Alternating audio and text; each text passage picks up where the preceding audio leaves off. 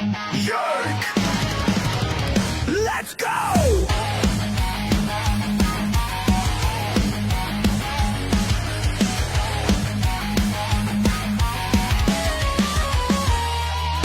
Cam's a shit kicker, 2 bombs in the lead. Soul Dragon Cougars, no time for fatigue. And he's a shit talker, stirring up the show. Never played a shift, but he's ready to go. The Cam and Strick Podcast is brought to you by Stifel, one of America's fastest growing wealth management and investment banking firms.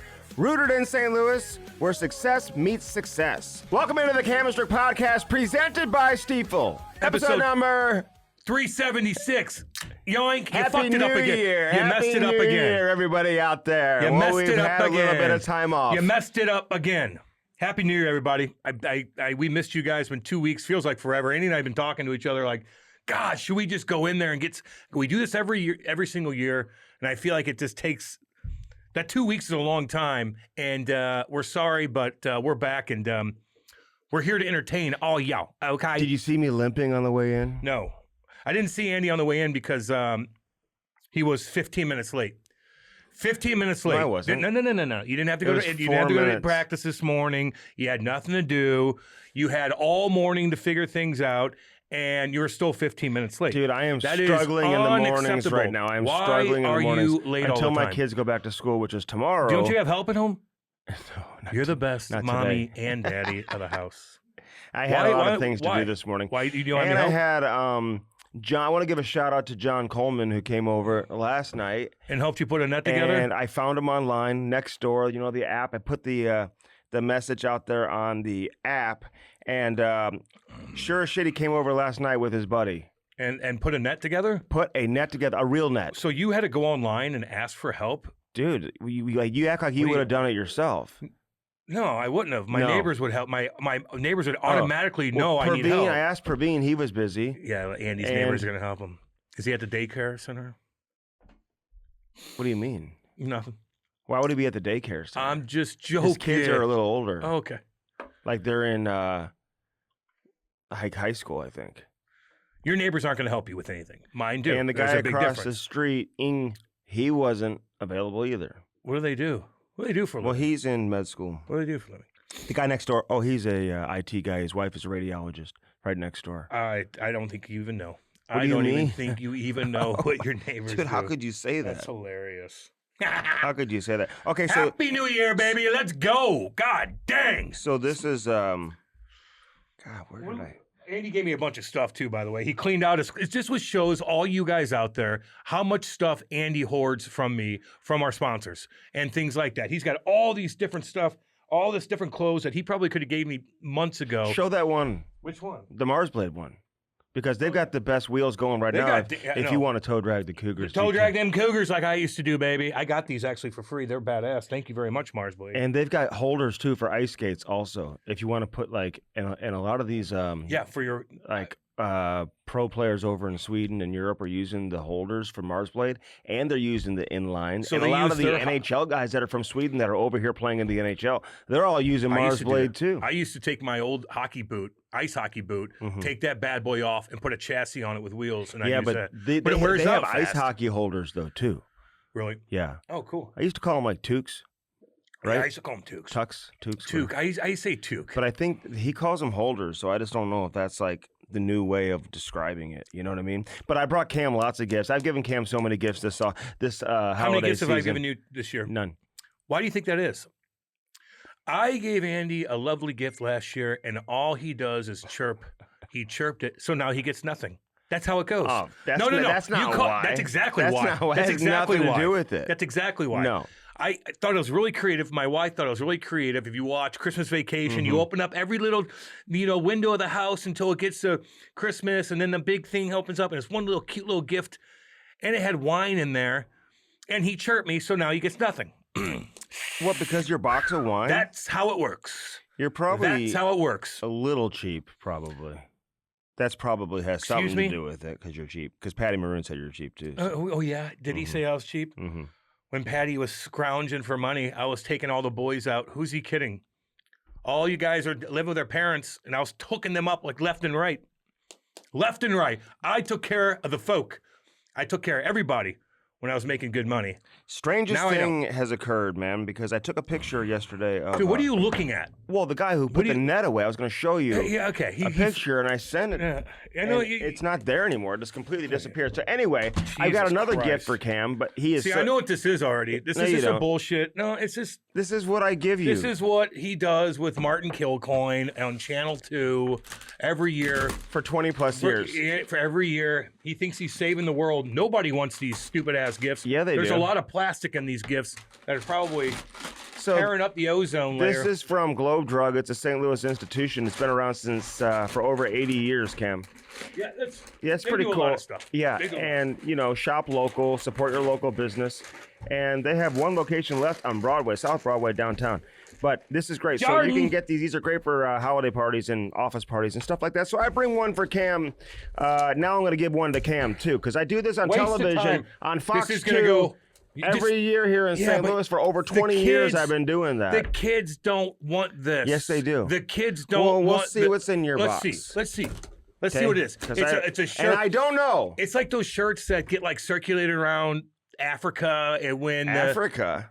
you see these kids in Africa wearing, Boston Bruins win the Stanley Cup in 19 because they had to get rid of But these they shirts. actually lost. But they actually lost because the Blues won that year. Remember Yeah. we were there. So, And so the- every year they have the shirts made Like- for the people who won? It's How dare you? for the Lot of people plastic no going for the on. people who lose. They have the shirts made Yes. before the game in case And the they kid- win. and they send it- And what do you do with all the shirts? They send it to somebody. Send it I to those don't know if kids. they You ever see send those it to- I videos? don't know if they send it to This Africa. This is ridiculous. I haven't they heard lost, that by they the way. send that. They there. lost, by the That's way. an Oklahoma mask for our Oklahoma boys, dude. The Oh, Oklahoma okay. boys say what's up to the Oklahoma boys. Although this guy who Like, that's not even gonna fit Rick my who face. packed this up, I don't even know what he put in there. I have no idea. A jock strap. Like this. Get this goddamn thing out of here. What a waste of time.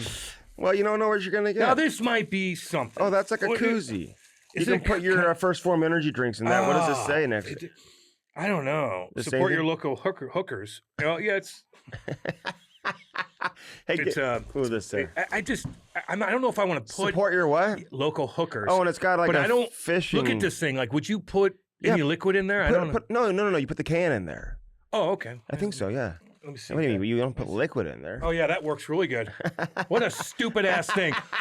More plastic and rubber. Here, Oh my let me god. let me work on it Yeah, work on that. because I think you Waste can of time. Get your. Waste of time. Stupid. Got that last year. No, you didn't. Okay, this is ridiculous. Panties. Disposable panties. What do you do with these? Well, they think about it. Maddie's Did you loving eat it. 'em? I don't know what you do with them. I haven't read the package. Oh, they look nasty. Let me open these bad boys. Now I'm curious. Okay, because you don't know what you're they- gonna get. Are they for women? Yeah, probably. You might have to put them in water or something. I don't know. Make them. Oh, so are they like maybe. like those swimming trunks that you put on? You go in the water and they start. They start to disintegrating? evaporate. Yeah. Yeah, so like a those are- looks like a tampon. Well, it could be. Uses that. Oh, this is disgusting, dude. What are we doing here? Waste my time. All right, that's enough. But no, pull everything I'll else take out. these socks, boy. What's up, then? What do they have on? I'll them? take these socks. Bud Light. Oh, I'll that's take these nice. socks. These are Yeah, actually you kind of gotta cool. wear those. I'll take those back. Okay, good. Okay, we're done. No, Thank you're not, you, dude. You're getting to the Thank best you. stuff. No, people. We don't have that much. Skin Joy. What's this bad boy? I might get this goddamn thing. What does it say on it? What is it? You put it. What does it get say your on the side? blackheads What out? does it say on the side? Avoid extreme pressure. It doesn't say any. No, what does it say on the This side? probably came from. No, it's a ultra vibrating beauty manager. I think. Is this a fucking dildo? I don't know. It's a vibrator or something. I I'll don't keep know that what mug. is. Okay, I don't know what All right, this. Look at thank that. you. And then we got It's a couple more plastic. things. Oh, this is a bell. I like. More plastic. Oh, I could use that Ring. around the house. What does it say? Ring for boobies. That's mature. Really mature. I mean, you just don't know what you're gonna get. Yeah, it's a That's why they call it a surprise box because you don't All know. right, thank oh, you. Here's one more thing for you. boob tape. Yeah, women actually wear that to make sure like things aren't Okay. showing through Okay, their tyou you. shirts and stuff like that. So It's there all- you go. that's Happy fucking holidays. nasty. Cam got me nothing. Nothing. Nothing. I What do, a waste. I do so much. Like everybody's I do throwing- so much for you you. gave me trash. I do so much No, for you. This is trash. This is gonna have to go in the trash somewhere around here. You just threw away all this trash, and not to mention all that plastic's probably gonna end up in some sort of creek. The best thing about these gifts is that you can pass it on to other people too. Yeah, people like that. Yeah. Wasted time. And he thinks he's virtuous. He's like, look what I did for the children. Not one kid wants anything to do with that. So I'm limping today. Very weird. So I wake up yesterday just screaming in pain. I had the worst cramp ever in my leg, Cam. I was so dehydrated. I think during the break, which I didn't have much of a break, to be honest with you. I mean, they play every other day. This is like an Olympic year, in case you didn't know. So they got to play like 150 games in like 151 days. And the Blues played 4 more games than like a lot of other teams. Oh my God, it's just nonstop. Why? They don't stop playing. But I feel refreshed. I feel energized. I'm loving every minute of it. But I will say, I'm not drinking as much water, probably not taking care of myself the way that I should. And I wake up, Cam, you ever had one of those cramps in your leg? Never. Oh, well, let me explain what it feels like. No, I know exactly what it feels like. I'll wake your ass up. It feels like someone shot you in the leg. Yeah, and no. Well, it doesn't. how would you describe it? I'll describe it as a cramp. It just grabs you like somebody's pinching you hardcore. Dude, and it'll it's buckle not you. pinch. It'll buckle It buckled me. And sometimes my feet get it. Sometimes it's my calves. Sometimes my hands. Yeah, I'll get it all over the place. But that's when you're dehydrated. Yeah. And then you dream about drinking water and you never quench your thirst. Oh, really? I didn't do that. Really? No, I didn't dream about that. But what I did was I yelled for my daughter, Chloe. I'm screaming her name, top of my lungs. Bring me water, bring me water. And I'm chugging water, and then it made it feel better. But dude, it's still. Oh, that's another one I should have just done. crushed pickle juice. Yeah, I should have done that. I'll do that This today. ain't a big deal. Dude, I can't even walk And still. he's got It's cramps. still very painful. Very painful. Take a Midol. Did you have a great Christmas and everything? Lovely Christmas. And your New Year? Kate, I got a B+. What'd you get her? Well, nothing crazy, but I had to cook. Nothing? We had people come over, her You family. didn't get her a present, did you? Yeah, I did. What'd you get her? I got her a little cute doggy thing for her driver, a little put over right over her driver. It looks like Willow. I got her some teas. I got her some golf balls. I got her. Is she golfing a lot? Yeah. Really? God, yeah. Is she a golfer? No, but she golfs a lot. We I have mean, a you got course. her a lot of golf stuff. So that's what she got me too. And Oh, I got Dano's seasoning. I got 30. Is that for your steak? For everything. Really? I got Can I borrow some of that? Because I'm actually, I got some. I'm thawing out some steaks right now. I took them out of the freezer Andy's yesterday. eating steaks every night, apparently. He's sending me pictures of his steak. And on I'm like, Christmas Eve. you could tell, I know exactly how he cooks it. He cooks it on a Traeger, which is fine, but he puts it, obviously off the heat, and he slow cooks it like he's cooking chicken. Then he takes it off, and there's no sear. He doesn't sear it with anything, so there's no crust on the sear, which that's exactly what I want. Most people like that. He cuts it open, it's really, really red. Like, you got to I told you, sear it 2 minutes on each side. But then I did the next day. The next day it looked a little bit better. Yeah. That was the leftover steak. What a waste. What do you mean? It was fantastic. It was a big hit. I can't see it you was a eating big it. hit at the holiday party. I bet that first one, they're like, Jesus, you done Oh, with they this? were like saying it melts in your mouth. That's exactly I what don't they think were any of saying. Andy's family eats that much, What do you mean? I'm just saying. How could you say that? They would be like, put that motherfucker all back on and sear the goddamn thing. They loved and it. the sides They loved it. too. So being a Traeger ambassador, and it's funny, they put it on the main Traeger Instagram page and everything. So that tells you everything you need to know about it. Traeger. I don't even know. Oh, now you're chirping Traeger? Kind of. If they're like even commenting on anything, That's you do. personal. If you're doing that, No, that's but it's personal. true. Those are fighting words. I mean, that's ridiculous. Did you have a good New Year, dude? I was in. Went to bed at I got to give a 10:30. shout out to the Avalanche real quick because I was in. You notice how he asked me a question and then all of a sudden answers it and tells a story? Okay, so we'll get to your story here in a second, but I was in Colorado. They put on just an amazing atmosphere on the ice and off the ice, but their in-game presentation, I'm sure a lot of it had to do with it was New Year's Eve. I mean, it was a full-on like nightclub in this building. I mean, the music's going, they got everything bumping, full-on fireworks show they're afterwards. scoring every 2 and minutes. they're scoring every 2 minutes. Every 2 minutes, and they had the puck the until whole they game. decided not to score anymore. They just decided we're going to not score. We're just done for the night. We're done for the night. just We've already gonna- scored We're going to 6. coast. So that's exactly. That's exactly what they do. And then they're like, and okay. McKinnon's still like breaking sticks and He yelling got at pissed everyone. against the Carolina the other day. And then he comes out and scores 4 more points. This guy's got 74 He's points, fine. right? How many points does he have? Did he get a point against Florida? They just lost to Florida 2-1. They don't have Devon Taves. Wasn't it Devon Taves? It was way easier to say it that way. I always and thought it was now Devon. everyone's saying it's Devon. No, it was both. It Yeah. was. So we're going to go. I tell you Apparently it is Devon. We're going to If go with McCarr Devon. and McKinnon are playing the way they're playing now, and the way they're playing now, they play the same way in the Olympics. Oh God, with Crosby. Everybody's going to be. You see how Crosby's playing? Everybody's going to be jammed up. You see how McDavid's playing? But I have a weird feeling that it's going to be different this year with something. I don't said know that. why. I don't know what it is. Can I explain to you why that is? What the fuck? I'll tell you exactly why that is. The World Juniors are no. That was two unbelievable games last night. I know, love Czechia and I love Sweden. Well, that's what I mean. Czechia's got some badass dudes on their team. Like the way they defend the front tough. of the net. Oh my God. They play defensive hockey who can transition the puck, and they've got some skilled players up front. I don't know what it. There's something I can't put my thumb in because you never know. But okay, here's what it is about the Olympics. Something about this year. It's just you know why? Because it's just been so much hype.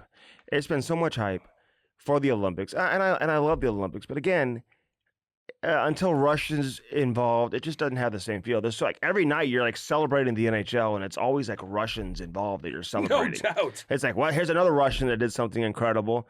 Well, let's turn it to this game. You see that Russian just do that? Mm-hmm. So it's all these Russians, and they're not even allowed to participate. You know what's interesting, Cam? I thought about this last night. You can help me out with this. For the first time, Ty didn't know that Russia is not playing in the Olympics, and he asked me why. And I didn't know how to answer that. So they're just in a war, and they broke some rules, and they're getting punished for it. Yeah, but he's going to hold that. He's going to look at the players differently, dude. And that's unfair. The players have nothing to do with it. Well, that's why you have to talk to him like a dad and mom and sit him down and talk to him and explain it as easy as possible. You know what I mean? Just to try to explain it. It's very, very complex in so many different ways with Ukraine and Russia. Don't even want to get into it. But you have to explain it to them and say that the players have nothing to do with it. It's just they jammed themselves up. They started a war. Okay. Just fucking talk. He don't want to. The thing is, you don't even know.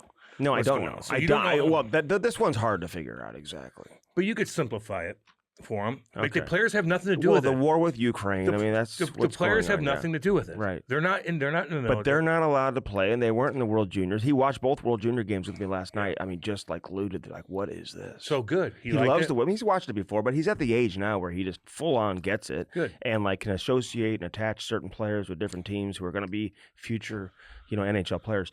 But yeah, so that was interesting. But I agree with you, Cam, because I think there's been so much hype right now. Players are just dropping like flies now. I mean, they're getting hurt every other night. They're playing every other night. Every single night. I feel like every time I turn around, both teams are playing 3 games in 4 nights. And you know what I talk to players about? Travel. Oh, the travel. I talk to the players and they're like, yeah, people don't know. But like, if you really are either a player or you're close to it or you play, the pace of play, the level of play is down in comparison to recent years. Now, a lot of fans and a lot of insiders and people like that are going to be like, no, it's not. The play is unbelievable. Well, they're going to look at the stats back. They're skating at this mile an hour. Yeah, but no. Players are telling me, they're like, no, the pace of play and the level of play is down because guys are tired, man. They're playing every single night trying to squeeze it all in. Yep. And I know the players wanted this, but did they really want this? You know what I mean? I don't know. And so now it's like Sam Bennett was like, yes, let's have the Olympics. Oh, I'm not going to get to go. Okay, and I still got to play every other night and be tired.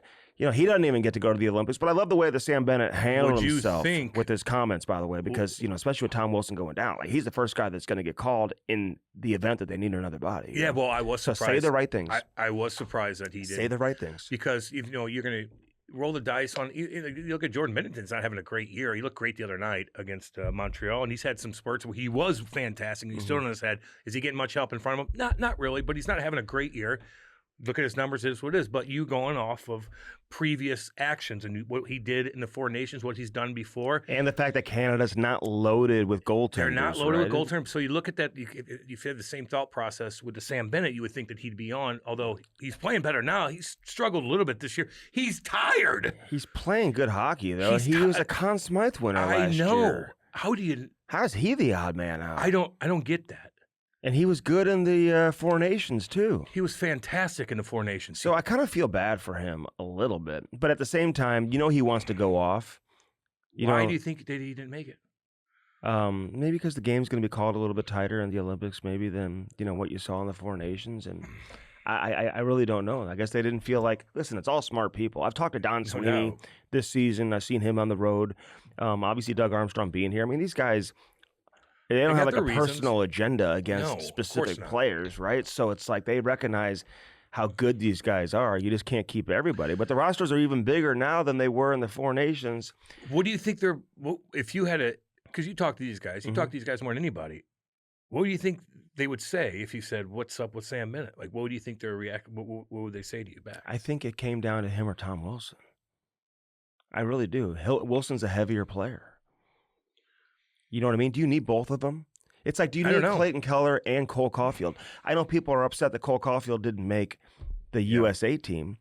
Do you need him and Clayton Keller? I mean, do you really need both of them? I think it came down to one or the other. Now, I don't know. It's okay if you say, well, I'd rather have Caulfield over Keller. That's your opinion. Yeah. So there's nothing wrong with having that opinion, but I just don't think they were ever going to take both of them. And I think lefty and a righty. I don't and know. Adam Fox, and I'm not going to say that's what they were discussing internally with USA Hockey. I don't know if they had two names on the table and said, which one do we want between these two? But I just didn't feel like they were going to take both of them. Yeah. When it came down to it. Too smaller for Adam Fox had some injuries earlier in the year, although his coach is the head coach of the USA Olympic team. I mean, I'm surprised he didn't have enough juice because I feel like John Cooper's got a lot of juice. Like, he got Hagel and Cirelli in there. Yeah.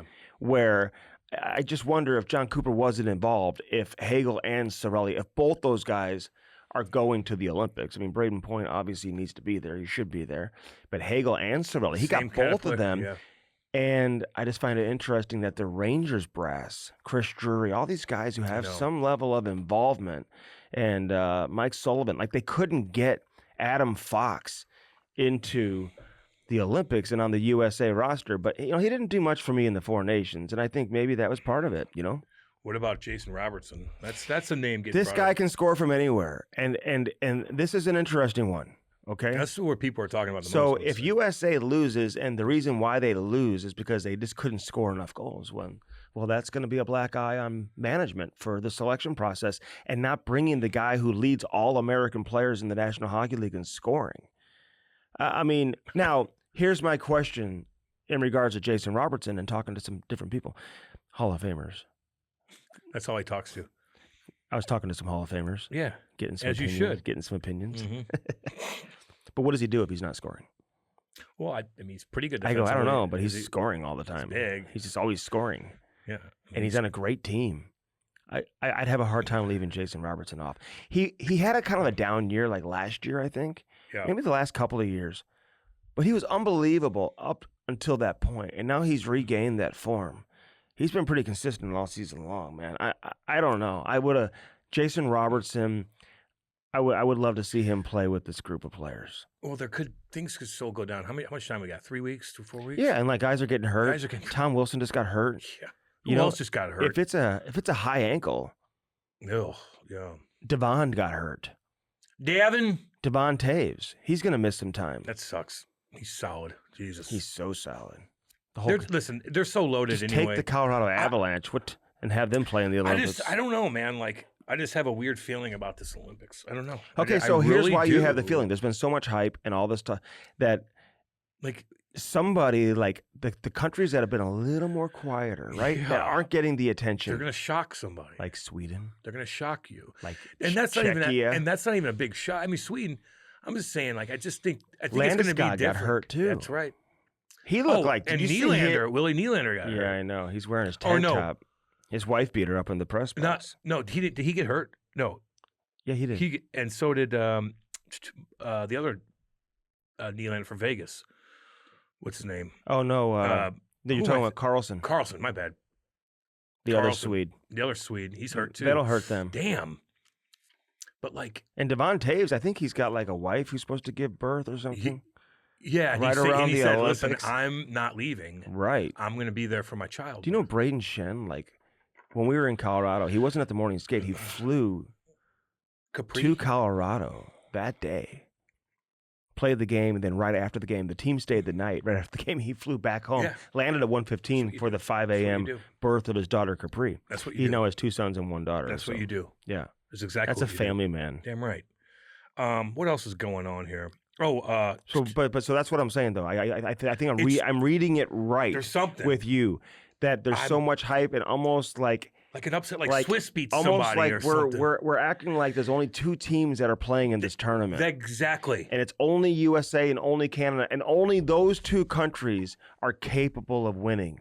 And only one of those two countries are going to win. And only those two countries are going to find themselves in the gold medal game. That's the way it's being approached. I know. And like Sweden's hanging out in the weeds and they're like, Finland's like, shit, we got still got mucker superstars, and man. grinders on this team too that will piss you off And and slow NHL you down. goaltending. They'll slow you down.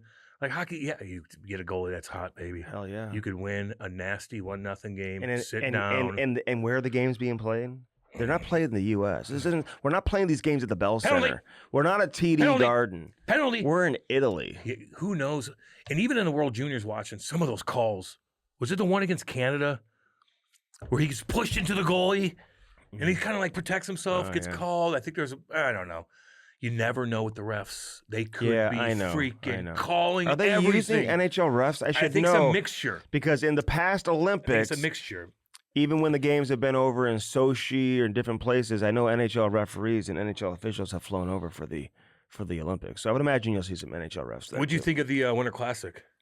Listen, the Blues were playing that day. I didn't see all of it. I got to watch a little bit of it. People are bitching. Listen, here's what I'll say. They're bitching about it. Here's what I'll say. I don't want to be too negative about it because it's a great event for the league, and you had like 40,000 people there watching an NHL game in Florida outside.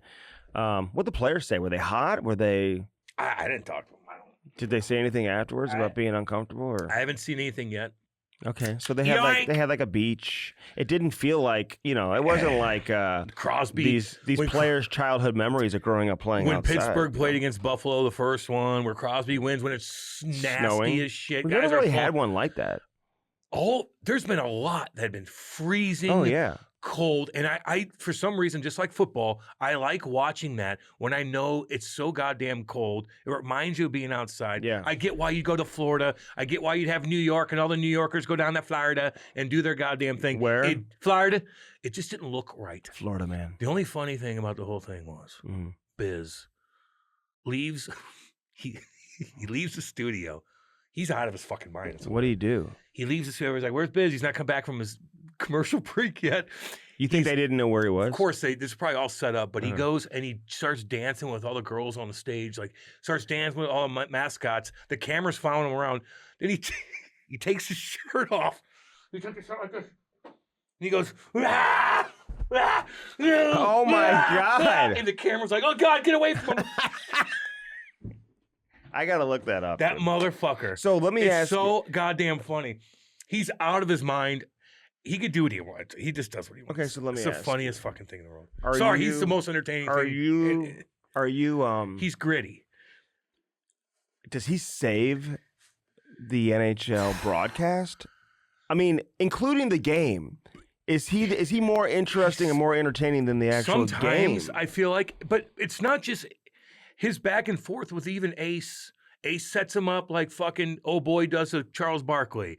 Wayne and Biz have a funny thing. Yeah. When Talk's on there, they have he knows when to be a showman. Yeah, he does.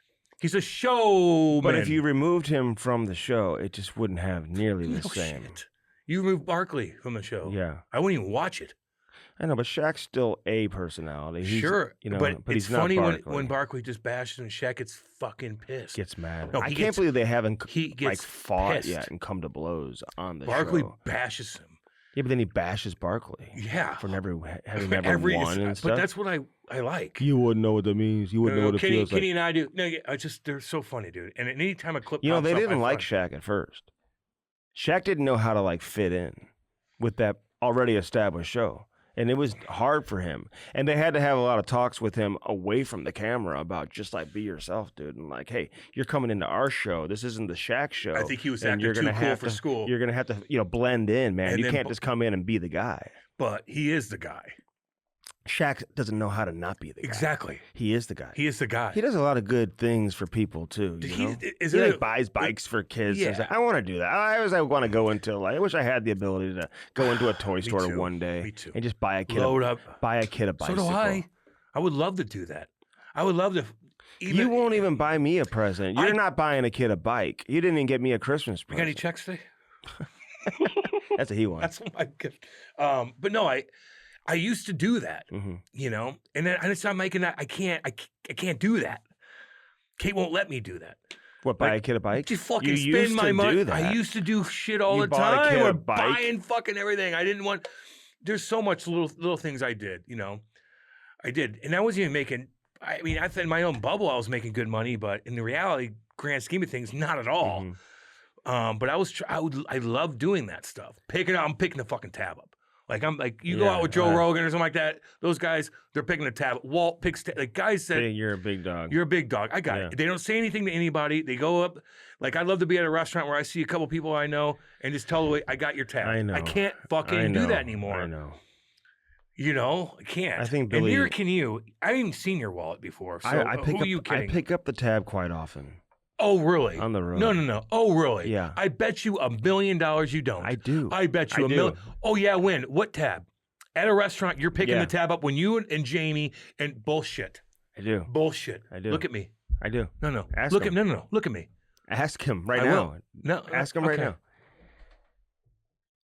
Look at me. I do. I swear to God. I'm not even like. You picked up. Explain I it. picked up the tab a couple times. I actually Was bought. it the drink tab or you picked up the meal? I picked up That expensive meal at the steakhouse. Okay. Yeah, right. Time out. As you shouldn't. I picked up at this expensive steakhouse. Like when there's like 10 people there, I'm not picking that up. Even with four guys or something. No, I haven't. It's expensive. No, I haven't done that. It's hard to do. But I did pick up dinner for 4 or 5 of us with Bernie Federico one time and 2 other people at like a sports bar, and it wasn't bad. Okay. Everybody was just getting beers and stuff like that. I picked up tabs at the bar on numerous occasions. I bought drinks for like different people. So like Well, yeah, and you're staying at places where it's $25 a drink. Well, that's dude. my point. So it's not. I kind of don't want you doing that. To be Yeah, honest. yeah. But you got to do it, man. And because they do it to you. Dude, they've done it to me. So These it all guys, reciprocates. Yes. But dude. you picking up the fucking Jamie I'm Rivers talking is the big boy very. tab. He's very. What's the word I'm looking for? Generous. Generous, dude. Well, he Bernie Federico is super generous. Yeah, but I'm just saying, like back in the day, I remember like being in Anaheim, and we just get done playing. I had all my cousins, and we went to fucking whatever, one of those nice steakhouses, and the whole time, like I'm picking this up, no doubt about it. No, get what you want. Well, Silver Oak doesn't matter. Like I felt good about that. Okay. Can't do that anymore. No, you can't. Kate would be like, "What?" Yeah, no, you can't do that. And to be honest with you, nobody's doing that. Not when we're at the super No. nice steakhouse, dude. No, yeah, Nobody's picking up the entire tab. unless there's sponsors with you, and you go out there and Yeah, well, have one of those dinners. Yeah. Those are always fun. Yeah. But yeah, I was gonna say it's just you really gotta when you're on the road like that, you gotta watch. You could spend so much fucking money on just food. Yeah. Even like room service, you're like, that was $140 for a burger. Interesting. Yeah. like you're like it adds up. No, everything's expensive nowadays, expensive, man. man. Everything's expensive, but I'm happy to do it, man. So anyway, Jesus Christ. he bought. I bet you he bought a bucket of beer. I bet you he bought a bucket. It's not true. I'll get to the bottom of this. Get to the bottom of it, and then we'll come back next week and tell us what you learned. I will. Absolutely. Perfect. That's a part. Yeah. Perfect. Yeah. Oh yeah. Okay. I'm saying that you're bragging about it. What too. else do you have Yeah, this see- next? Devils. Ooh, poor Lukey Hughes. He Oh did my score God. twice, didn't he? What a tough game. He was crying. Was he? Kind of. Where'd you see him crying? In the locker room. It kind of Like, looked like he interviewed? was, yeah. And he was crying. I didn't see Nico the interview. Hischier stepped up, and obviously he should. And the captain, like, you got to go out. But damn, man, like, they were fucking booing him. Damn, with his own brother on the bench, Yeah. Jack. Mm-hmm. I feel like Quinn loves Minnesota right now. Do you see him standing there by the bench? He's like so stoic. He's He's thinking. kind of acting kind of crazy now. But he did that with Vancouver, where he just stares because he's thinking, dude. Is he? Because when you're out there for 30 fucking minutes a night, Yeah. you have so much bullshit going on. You're sometimes you got to just get away from. He's probably getting away from everybody, staring into something and thinking about what he needs to do. It just looks goofy. Yeah, I mean, you got to know that. You see the quarterbacks do that too, man. They sit there, don't even fucking look at me. I know exactly. I got to think of the play. Mm-hmm. I don't see that too often. You don't. Yeah, you would. I mean, I don't see guys just stand there when the ice crew's coming and they don't even see them in front of them. Yeah, but I mean, usually like they're like, oh, sorry, and they get out of the way. Get out of the way. Get out of the way. Yeah. They're working too. Get out of the way. You can move your ass over. Right. I don't care if you're staring into space. and you play 30 minutes a night. Get out of their way. Yeah. But he has that weird. He's done that before on the bench where there's memes of him just like. Yeah. And they're like, was he crazy? No, he's thinking. Uh-huh. Good players think. Now, you say Canada or USA in the Olympics, somebody's going to disappoint. I mean, I just feel like with him being added to the USA team, and they didn't have him before. I'm just telling somebody you. is going down. And it's not both those teams. So are you saying either one of USA or Canada is not coming home with a medal? Yep. Like not even a bronze? Yep. Okay. There's going to be an upset. I don't know which team. I don't know. I just have a weird feeling. Well, which team? I don't see it. I'm not going to say. It's going to be either U.S. or Canada is not going to be in it. Uh-huh. Swiss is going to win the game, or Germany's going to. Oh, there's going to be an upset early in the tournament. That's what I'm telling you. Yeah. It's going to be an upset. And it's going to jam some guys up. A goalie's going to get hot. A team's going to get stupid, meaning penalty after penalty after penalty. You see how some of these guys a fluke goal here or there. Fucking goal. They're hemming him in for 10 minutes at a time in the zone, and you still can't put it in the back. What of the do you net. think the owners are thinking in the NHL? Don't get hurt. You think they love this? Marketing your superstars. Are they marketing your superstars? I don't. To who? Italians? Not in a Blues jersey, not in a Blackhawks jersey, not in a Red Wings jersey. Still their name. I know. Listen, I think it's great. I don't know how to, I can't calculate I grew up loving international hockey. Yeah, and I'm so excited. We were so excited when they announced this was going to happen. Damn right. It's going to be incredible. But, you know, again, you're still leaving out a number of incredible superstars that are ineligible to participate in the tournament, right? Yeah, so we have that. Guys are getting hurt. The schedule's been crazy. So I don't know. I'm just interested to see how it goes. It cannot go as well as the Four Nations went, man. There's just no way. It's not. It's not. That was too good. That was just too. Hockey needed that. Like that was just too perfect. I mean, yeah, U.S. would be great for them, but it was toe to toe. You asked me about the Winter Classic. I feel like you didn't like it or something. I just didn't like the feel of it. You don't like it at a warm weather. I want it to be freezing. Freezing, and puck bouncing everywhere. Like snowing. like the game in Minnesota a few years back. Like God, like their breath. You could see their breath. They all have so much different.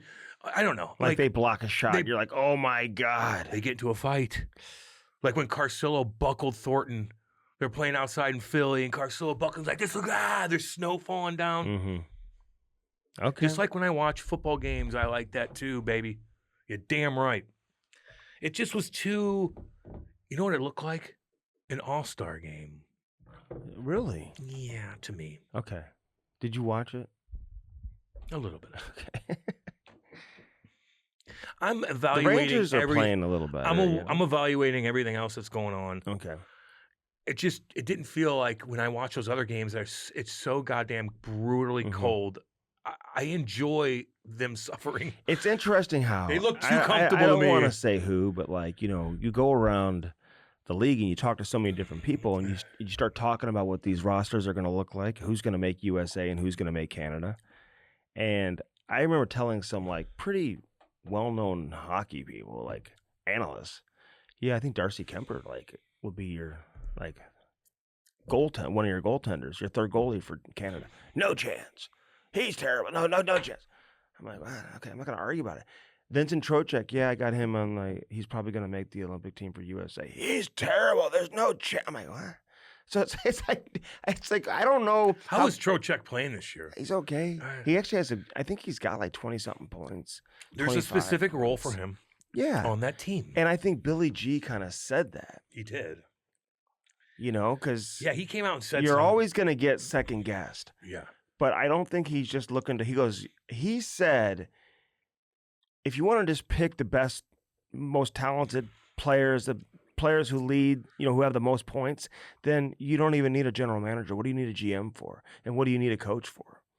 You don't even need one. Just pick all the guys, base it on statistics, and let's go down the line. Who's got the most goals? Who's got the most assists? Who's got the most points? And they make the Olympic team. And then that's your algorithm to their ice time. And then you don't need a general manager, he says. How much pressure is there on the managers? For these guys? Yeah. Oh, God, yeah. Really? Shit. USA or Canada? I can't wait to Are talk you to John kidding? Vanbiesbrouck If about they, that. I know. You don't even get bronze. Like, that's a big deal. All those guys, the players are getting fucking knocked down a notch. Yeah. Everybody. What would this mean for some of their careers, their legacy, It would hurt them. For sure. if they don't win? Yeah, They don't I'm win. saying if they do win, but Oh, well, they do win, yeah. Yeah. Of course. It puts you in a different stratosphere. And yeah. if you don't win, it bumps you down a bit. Depending on who you are, where you're at, what this, it does.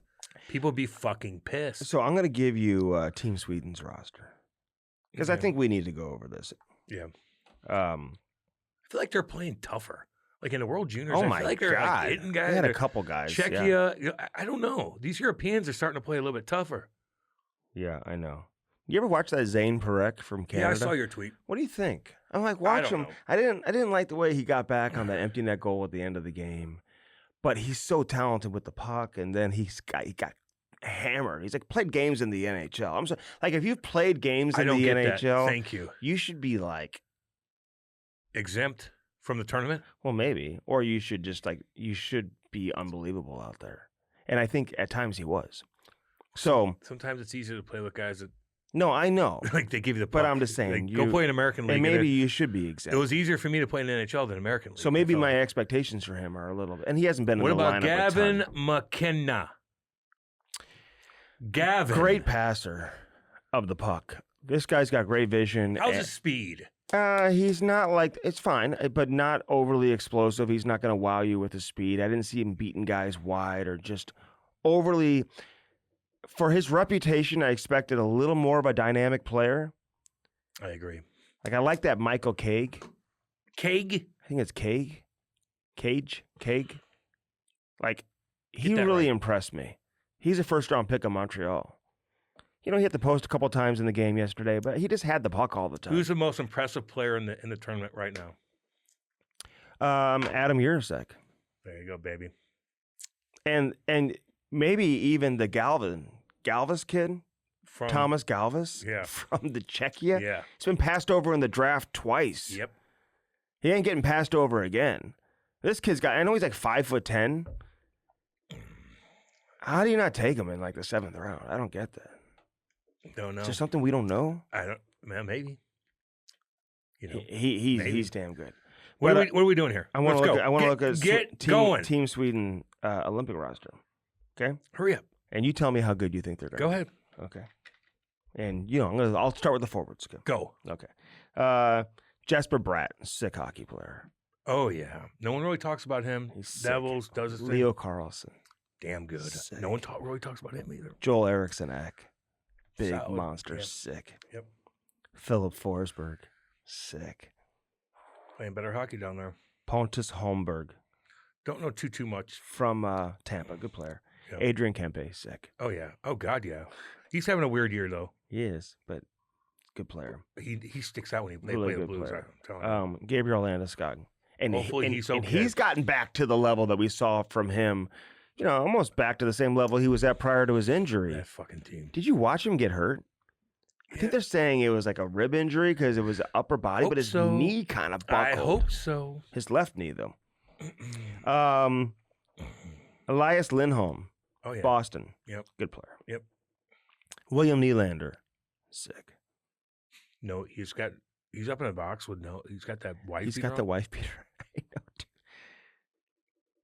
I don't know. I don't like sitting next to guys who have wife beaters on. And like, Neither do I. It's like, dude, you I better. smell are you.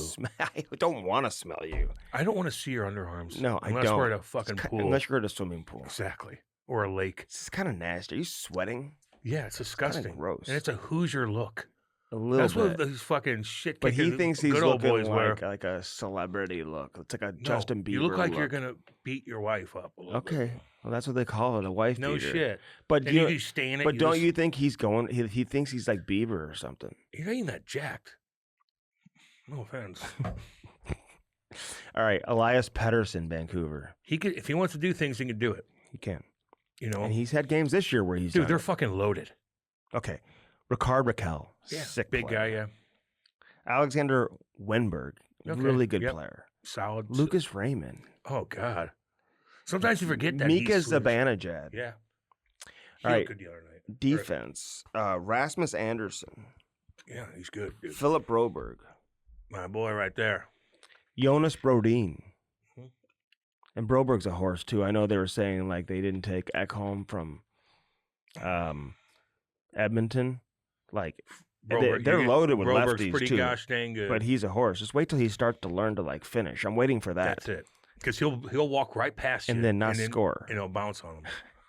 We got to make that happen. He's got to develop that next step of scoring ability, which he will eventually. Rasmus, so Jonas Brodin, I said. Dahlin. Rasmus Dahlin. I like him a lot. Oliver, I like the Sabres. Oliver Can I get the Ekman, Sabres? Yeah, What's dude, up, they baby? just lost. I think the first day they won like 10 straight. You. Good for you. You needed that. You Keep know, it going. and I talked to Jarmo Kekalainen for a long time when they were in town, and they had yet to lose since he had taken over. Yep. Actually, before they fired the previous GM, he was on a 3-game winning streak when they fired him. But can I just say this about Jarmo? No nonsense. He doesn't give a. He's got no ties to this organization. And I know how Jarmo operates. I guarantee you he told the owner, if I'm taking this job, I'm running my own. This is my shit. I'm running it. Nobody else is interfering. And I'm going to decide who I pick, who I bring on board. I don't want any outside interference. Why was there other outside interference? I just feel like maybe the owners have gotten involved in recent regimes and stuff like that, which I think the new regime in Buffalo with the Bills on the football side, they've been able to put together a management team that has kind of pushed that ownership group to the side. Sometimes you got to push them to the side a little bit. Okay, so the other guys haven't been able to do that. I mean, the guy they had on there before, Kevin Adams, he was like a friend of the owners. He was kind of a hire out of left field.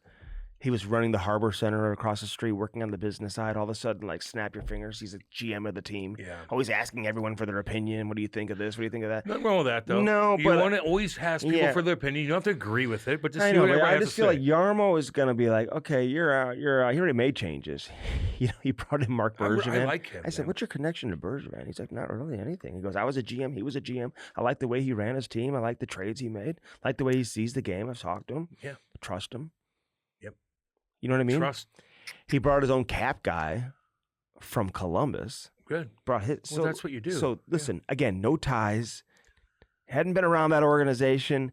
They are so bad for so long. I'm rooting for them, dude. Screw that. They need finally. They have somebody who's just going to come in, and we like that Tage Thompson we'll too, man. He's hell yeah. Dude. Okay, ready? Oliver Ekman Larson. Yeah. Gustav Forsling. Oh, God. Winner. You ready for this next one? Yeah. The next two. Victor Hedman. Sometimes you forget that these guys are goddamn loaded. They're loaded. Erik Karlsson. I mean, the goalies They're are loaded. Philip Gustafsson, Jakob Markstrom, and Jesper Wallstedt. Okay, listen, they're loaded. Come on. What about Czechia? I don't think they've named the roster yet. Okay, I'm curious about that. And Slovakia. And Finland, although Barkey. Yeah, I know. He would have been the captain. But I just feel like one of those teams that's going to. They can't win without Barkey, dude. I'm sorry. I see. That's where I disagree with you with these teams. Tough, I think it's going to be a lot closer than you think. I think it's going to be a lot closer than you think with these games. Okay, this is the projected roster you. for the Czechs. This is what I've come up with. Okay, Is that you? For my projected Czech roster? What do you got? What? Okay, Roman Cervenka, he plays over there somewhere. Andrei Baranek plays over there somewhere in Europe. Philip Hedl, Radek Faksa, Jakob Fleck plays over They're Europe. not even close. Thomas Hertl, Dominic Kubalik. Yeah, okay. Yuri Kulich, Martin Necas, Andre Palat, David Pasternak, Lucas Sediak, David Tomasek, Pavel Zaka. No, it's Zaka, okay. Defenseman Radko Gudas. Gudas, who's a D? Libor Hadjek plays over there. Yeah. Philip Hronek. Hronek's damn good. He is. David Urasek, who's Adam's older brother. Yes. He was a first-round pick, plays in Minnesota. He's in the lineup every night. Yep. Michael Kempney. Jan Ruda, David Spacek. Okay. They're not close to Sweden. I did look around to see if there's anybody, like if are they weak enough to where like they would put like a the other Urasek on the team. Adam? Yeah. And like that's not happening. It's very doubtful. I mean, he's not ready for that, but I'm just saying, like, But if they're not good enough and they need players, like he still may getting be a lot the of guys next from best. that Czech league. Yeah, I know. How you doing with your underdog right now? I need more. You need more? I need more. Playing more. on underdog is easy. Just pick your favorite players who will go higher or lower on stats like touchdowns, rushing yards, receptions, and more. Who's going to win the Super Bowl? Oh, man. You going to come to my Super Bowl party? No. But. What are you talking about? I just invited you. It's going to be on a Sunday. So what? I don't go out on Sunday. I'm having a Super Bowl party. I have a new TV downstairs and everything. So we'll see you then. Yeah, I just. No. I'm not leaving my neighborhood. Your neighborhood? My neighborhood. So if somebody invites me over next door, I'll do it. Oh, so if I lived in the neighborhood, you'd come? Yeah. Just like if you lived in my neighborhood, you wouldn't have to pay somebody to fucking fix that net of yours. Oh, you would have come over and done it? No, but my neighbors would. What if you were my neighbor, dude? I mean, I'd like to see that. If Cam was my neighbor and I'd be calling you every day, hey, can you come help me? I'd be looking around your basement, I'll tell you that. I just brought everything. I'd be shooting pucks with Ty. Fine. I brought everything for you. My neighbor, this kid is playing hockey. He's got sports stuff everywhere in the garage. He's like an infant, isn't he? Yes, and he's waiting because I'm going to be giving him one-timers like no other, baby. Okay, good. And skating around the subdivision with him. All right. That's Make what sure I you do. wear your Mars Blade. That's what I do. Wear your Mars Blade hoodie. I will. I'll be toe dragging them geigers. God, I used to do that all the time. Son of a bitch. Woo! They'd go out to get the mail on a Sunday. So you choose the higher or lower. On stats like touchdowns, rushing yards, receptions, and more, you get them right, you could win up to 5,000 times your cash. So it's like not hard. Like so, if you said I'm on St. Brown, although the Lions didn't make the playoffs, but if you were to say one touchdown higher or lower, people know that. Go higher or lower. Okay. People are pissed about that Steelers-Ravens game.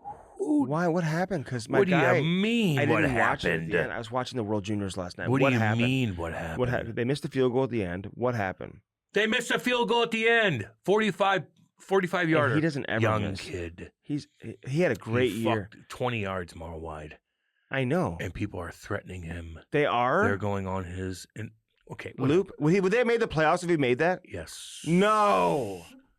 Get on your game. Get on your game. They make the playoffs? You're damn right. I wonder why he missed it. He hadn't missed one all He year. fucking said he just booted it. He said he hit it with his first two lines on his foot instead of the last. I don't know. What? Yeah. And so now he's getting married, and oh my God. Oh, he's God. getting flooded with death threats. Remember last year in the playoffs, Mark Andrews dropped the touchdown in the end zone? Death threats. They've had some bad mojo there, and they didn't deserve to make the playoffs, though. Baltimore didn't. I don't give a shit. I love entertainment. They have a lot of injuries. So anyway, keep going. Okay.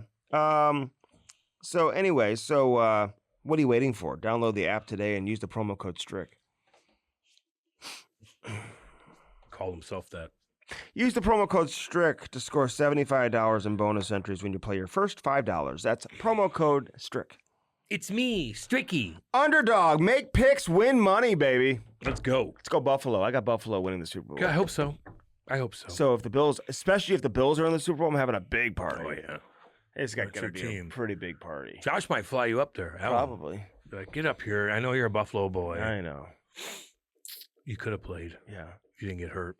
Download the app today and use the promo code STRICK to score $100 in bonus funds or bonus entries when you play your first $5. That's promo code STRICK. Underdog. Make picks, win money. Must be 18 plus, 19 plus in Alabama and Nebraska, 19 plus in Colorado for some games, 21 plus in Arizona, Massachusetts, and Virginia, and present in a state where Underdog Fantasy operates. Term apply. See assets.underdogfantasy.com/web/play and get terms _DFS_HTML for details. Offer not valid in Maryland, Michigan, New Jersey, New York, Ohio, and Pennsylvania. Concerned with your play? Call 1-800-GAMBLER or visit ncpgambling.org. In New York, call the 24/7 Hope line at 1-877-8-HOPE-New York or text HOPE-NY. That's 467-369. How good's that league? He probably could play. So the Yoink. what do you think? What do you think of Matthew Schaefer being left off the roster? He's a young kid, but man, oh man, he looked good the other night. And they're trying to take him out so bad. He just controls the play. He's fun. Seems like it's packed more. Okay, well here's the D. The Islanders. Drew Doughty. He's tough to take off that list. Okay, Thomas Harley. He's pretty solid, man. Cale Makar. I'd take Josh Morrissey. Pretty dang good. Okay. Colton Parayko. He's a winner. Travis Sanheim. That might be the guy. Good player, dude. No shit. They're all good players, man. Monster. Shea Theodore, Devon Taves. Devon. Okay, so Matthew I don't know. Schaefer. I Now, guess there's no room for him, to be honest. you know what? There's It's no like, do you really have to force it with an 18-year-old kid? Like, everything's going great for him. It's going fantastic. What if he comes in and makes a mistake, turns a puck over in a semifinal game or something like that, and, like, he's the GOAT? Not the greatest of all time. He goes from hero to being GOAT, makes a mistake. He's got to live with that now coming back. It just kind of stains what he's done up to this point. Like, you don't want to have him carry on that extra pressure and that burden if you don't need it. I mean, this is Canada. Well, Like, you don't need him at 18. He'll be on the World Cup team in 2 years from now at 20. His dad came out and said, like, I don't know if he needs to play on the Olympic team. I just kind of want him to, like, take that time and be an 18-year-old kid. He did say that. I would say I'm not looking at him, what he's done so far, so confident that he's going to make a mistake, and now his stock, I don't fuck His that. stock wouldn't go down, He- but, like, is what if he his better confidence did? than somebody on that team? Right now, I maybe he is. I don't know. Maybe not. I don't know. Depending on, you can't have all kinds of this coast to coast defense. You got to have a shutdown guy. Right, You know, like you right. got to balance it out a little bit. So, is there a spot for him? I just think there's not a spot. But I'm Right. not looking at like, I mean, he's too young. Right, Fuck but, that. but like, look at Team USA. Norris Trophy winners are being left off the team. Like Adam Fox won a Norris, left off the team. Lane Hudson won the Calder Trophy last year as got Rookie 40 of the points. Year, and this guy's dancing got everywhere. a He's probably point- dancing right now at home, He's got a point a game. and he's not on the team. He's got a point a game. Yeah, so it's like, and he's a year older, right? Maybe 2 years. I don't know. Yeah, I just don't think there's room for him. But I wouldn't look at it like just in case if he was better than one of those guys in a certain, you know, if you could implement him in a way that he's going to use his skill, I would say yeah. Even if he's 18, doesn't matter. Okay, But there's no room. There's no room. room. There's fucking. You don't need to do that. Remember know, Crosby was yeah. left off his first Olympics? Should have been on. Well, he wasn't. Did they win? Last time Sweden won the Olympics was 2006. And I think that's when Crosby was left off, right? Because he was on in 2010 and 2014. Man, that Schaefer looks pretty goddamn Do good. you know who's the all-time leader in games played for Team USA Olympics? Walt? You saw my tweet. No, he didn't. Yeah, you did. That's how you knew that. Let me look in the camera. How many games? Cam Jansen, did not see Andy's tweet. Andy Strickland thinks everybody sees all his stuff. He thinks everybody's watching all the stuff. No, I'm not. I didn't see that tweet. How many games would you guess? 32. Wrong. What? 23. Okay. Wait. 4-time Olympian. I believe Chelios was also a 4-time Olympian, but didn't play in as many games. I can't wait for the Olympics. Actually, Oh, now you can't wait for it. when did I say I could?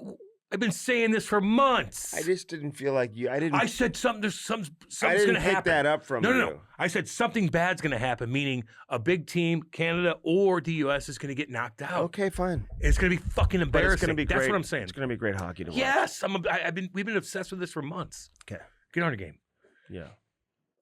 Get on your game. Been talking about this for months. We need to bring our USA and Canada jerseys back, Yeah. by the way. Don't forget, from Fanatics. And some of that stuff I gave you is from Fanatics, too. You know that Blues hoodie that I brought you is actually a Fanatics Lululemon collaboration. Yeah, that right there is, too. That's a Lululemon Fanatics collaboration. I'll wear this damn thing. Yeah. Might be too tight on you, but It's going to my daddy. you might need some Going of to that. my daddy. You might need some of that boob tape. that I God gave you. dang, boy. What else you got? Oh, shit. You've been watching Heated Rivalry? What is that? Like you don't know? How dare you not know? Is that a TV show? How dare you not know? Never seen it. Never heard of it. Really? Nope. What is Heated Rivalry? A couple gay guys play hockey, and it's very sexual. Oh, really? Yeah. Is that what Sean Avery was Instagramming Yeah. about? Yeah. I didn't know what he was talking about. Just two handsome guys that are really good at hockey. But that's not. It's not really what it's about. They have a relationship. Oh, together. it's really the truth. Yes. In the show. Heated Okay. Rivalry. Okay. Is that a Canadian show? But you haven't watched it? No, I haven't seen All right. it. What show is it? What channel is it I on? don't know. I did get a new TV yesterday. I gotta say this though, because Ty broke the TV Mm-hmm. in the basement, And so we didn't have one down there for a little bit, which I'm glad because now, like, he's got the shooting room and stuff like that. Doesn't like going down the stairs by himself. But no, I'll go down there. I got the game on last night. He's shooting. But the Best Buy, dude. So Ivy was having some girls over for New Year's Eve. They said the TV would be here on the 27th. They gave us like a 4-hour window. My wife waited all day long at home. She had shit to do. Like what? And they didn't show up. What'd she have to do? I don't know. She just had Work out. probably had to go work out or something. Get her nails done or go return something. What are you trying to say? She listens to the show now, dude. I didn't say a gosh but just know that she listens. a gosh dang thing. She may have she had a podcast to go to? She may have had to Did she go have to record go her podcast. I don't know. I'm gonna get hats made, all the things, dude. We gotta wear them on here. Hell yeah. Woo! God dang. God dang. So funny. They dude. didn't show up, dude, the whole day. That's unacceptable. That happens to people every goddamn day. So then his TV didn't show up. So they pushed it back you to have yesterday. 15 TVs. So then the party was here and they didn't have the TV for the countdown and all that. You have so many TVs. Come on. Okay, what's next? I mean, come on.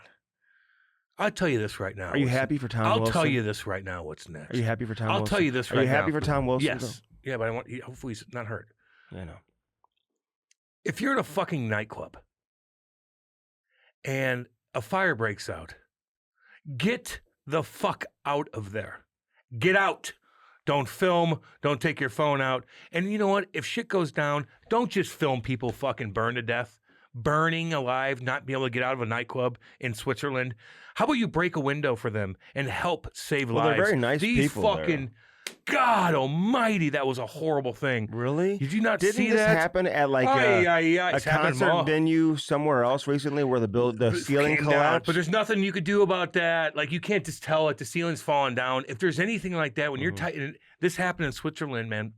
And they're taking their sparklers during New Year's Eve and they're like, yeah, party. And the sparklers lit the ceiling. The ceiling was like fucking gasoline. It spread so fast. And people were like, oh, look, get out of there. Okay. And then people didn't break. 40 people fucking died. Oh, my God, dude. That sounds crazy. Oh, it just shows nowadays there's heroes. I'll give you an example. A pizza driver, Domino's pizza driver, kid, runs into a burning house and saves 3 little girls. He did a GoFundMe page. He's a millionaire now. But now most people just will put their phone out and watch you suffer and not help. It's really, really odd behavior. It sucks. Okay. Sorry to be so negative. Hardcore shit went down. You didn't have to go there. Oh, right yeah, now. No one wants to hear about that. Get out of there. God. People are putting together the roster for the second team for USA and Canada. Yeah. Not the first team, but the second team. What's that? Oh, you want to know about it? You want to know what the team looks like? Sure. I just want to go over some other things real quick with you. What do you got? I just want to see if there's anybody really like, you got McKinnon right now leading the league in scoring with 74 points. Celebrini, by the way, we got to talk about him.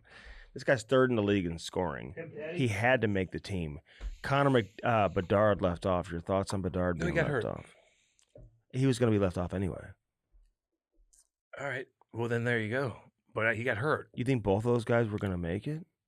No, but if he kept dominating, I don't know, maybe he got hurt. Yeah, but it's like an easy decision. You already had enough body of work. Sure. And you know he's going to be back, I think, prior to the Olympics, so. He got hurt, though. Uh-huh.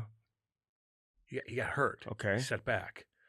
He's still grooving, then fine, but you got hurt. You kind of have to start from scratch. You're going to start from scratch right when you start playing the Olympics? No.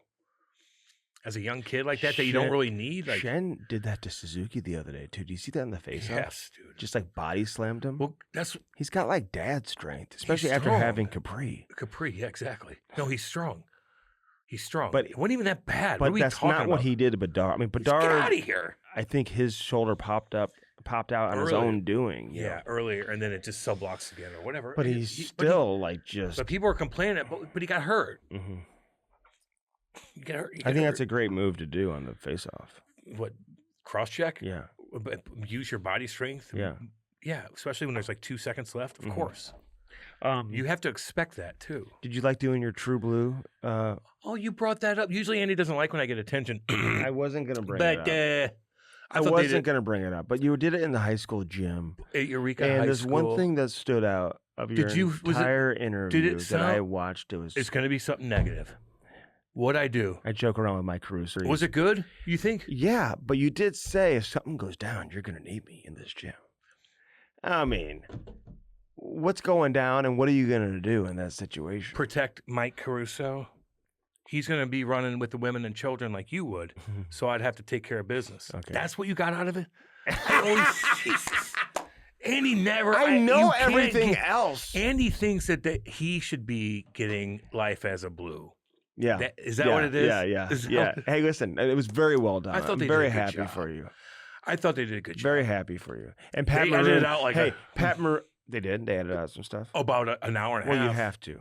Yeah, no one's going to watch it that long, right? So I think it was down to like 24, 26 minutes. 28 minutes. Yeah, I think something like that's that. perfect. Yeah, it's actually. good. Yeah. So, what was I just saying? Patty? Oh, yeah, Patty Maroon. So he tweets out a really nice tweet. Yeah. I don't know if the Blues asked him to do it or not, but he did it. I don't know if they sent him the They script. probably did.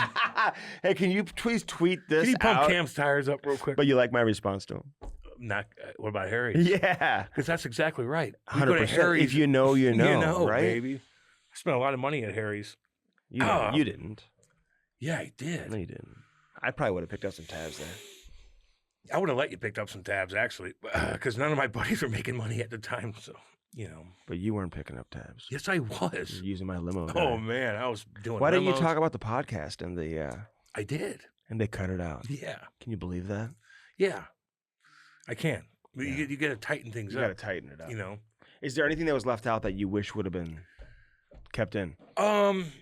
It's okay. Just we're talking. I can't think. They did. I should have got more pictures and stuff to kind of implement. I couldn't find anything. When my Really? mom died. Like, she had all this stuff, and I don't know where the hell it's at now. Oh God. My dad, we're struggling trying to find pictures and stuff like that of just different things. But they did a good job. People were calling me, man. Some people were were they? like, they were crying. Who is crying? I don't know. A lot of people No, are saying it was freaking sad. Okay. What, the whole thing? You kind of made it sad. How? I don't know. Why did you have to make it so sad, dude? Well, because it's You very had to- emotional. You had to make it like it was Because my like parents went through a lot and they were dead broke. Like, I needed money.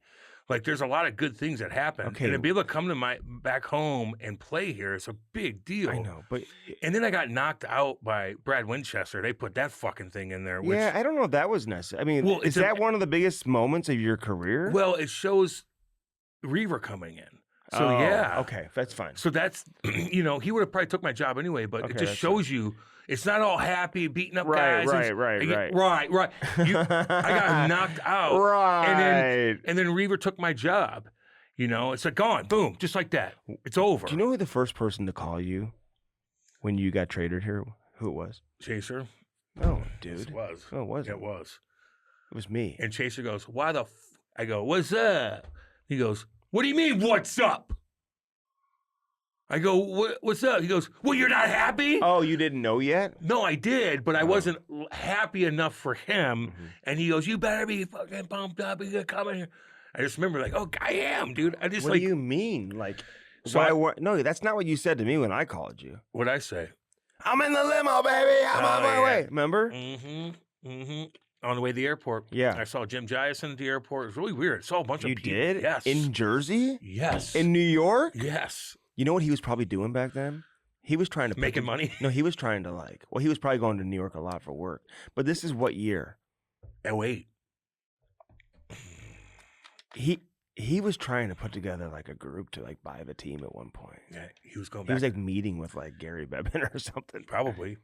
But yeah, I remember coming home and it just was so cool, dude. It just was living right by my Okay, parents. so who's the first person to call you after Chaser? You did. I mean, I called my parents. And I think I said to you, God, this is a terrible trade for the Blues. I can't believe they're He was- trading Sal for you. Yeah, but he was going to go. Unrestricted free Yeah. agent. They chose Jax over Sal. Yeah.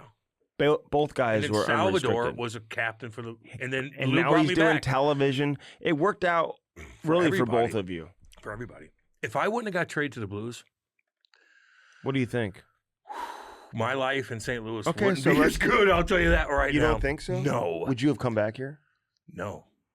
I probably would have had to live in Jersey. Really? Because that's where my popularity is. No one knows. Even growing up here, like I'll have a pocket of people, but no one Now you play 4 years here. They're taking us everywhere, like I said in the video. Yeah. We're pumping us. So we're in, With Bobby. Bobby, you're the cameras are in your face, like the Blues are pumping you up. Okay, so that helped me out after hockey so much. Look okay, what we get to do if here. you don't mind doing a little role play right now. The hell is that supposed to mean? What's wrong with him? You talked about the podcast and it was kept out. Let's bring it back in right now. So, what are you doing now with your life? I'm the Jumbotron man. And we got a very successful podcast. Very successful. Is that what we you started said on there? Before No, what'd you say on there? I'm telling you. Is that what you said? Can't I talk to the Is camera? that what you said? I go, we started before all these podcasts came out. Andy and I got together. I go, I need to find a It was my idea. partner. No, it was mine. I go, we need to start a podcast and I want to do it with you. And you go, yes. Okay. No shit. Because I hung out with you at Patty Maroon's Stanley Cup party. I put it together and I go, I want to let's do a podcast. And I called you. Mm-hmm. And we started like that. Boom. We had Ryan O'Reilly on, started everything. We got our sponsors in line and we fucking never looked back. We did that. Not too many podcasts around. People were chirping us, thinking that we're going to be chicklets. You have another fucking hockey podcast? Now there's a gazillion of them, and we've kept it consistent for 6 years. That's hard to do. We never missed a beat. We've never not on a fucking Tuesday or a goddamn Wednesday not put out a 3-hour product for you in 6 years. That's pretty damn consistent. With a different freaking host or a different guest every single time, somebody different, not just from the Blues, not just from this. That ain't easy work, And a baby. lot of things have changed. I mean, a lot of things have happened over the course. I got you Christmas presents, and you didn't get me Dude, anything. you got me plastic bullshit. I brought you I know, that is a gift waste. today. There's like a jock strap sitting on the ground over Disgusting. there. I know, and like Like, underwear, like you gave me. I don't get it. It's like a mockery for the children. Are probably Oh like my disgusting. God. These are And great. he thinks he's helping children out. It's jock straps.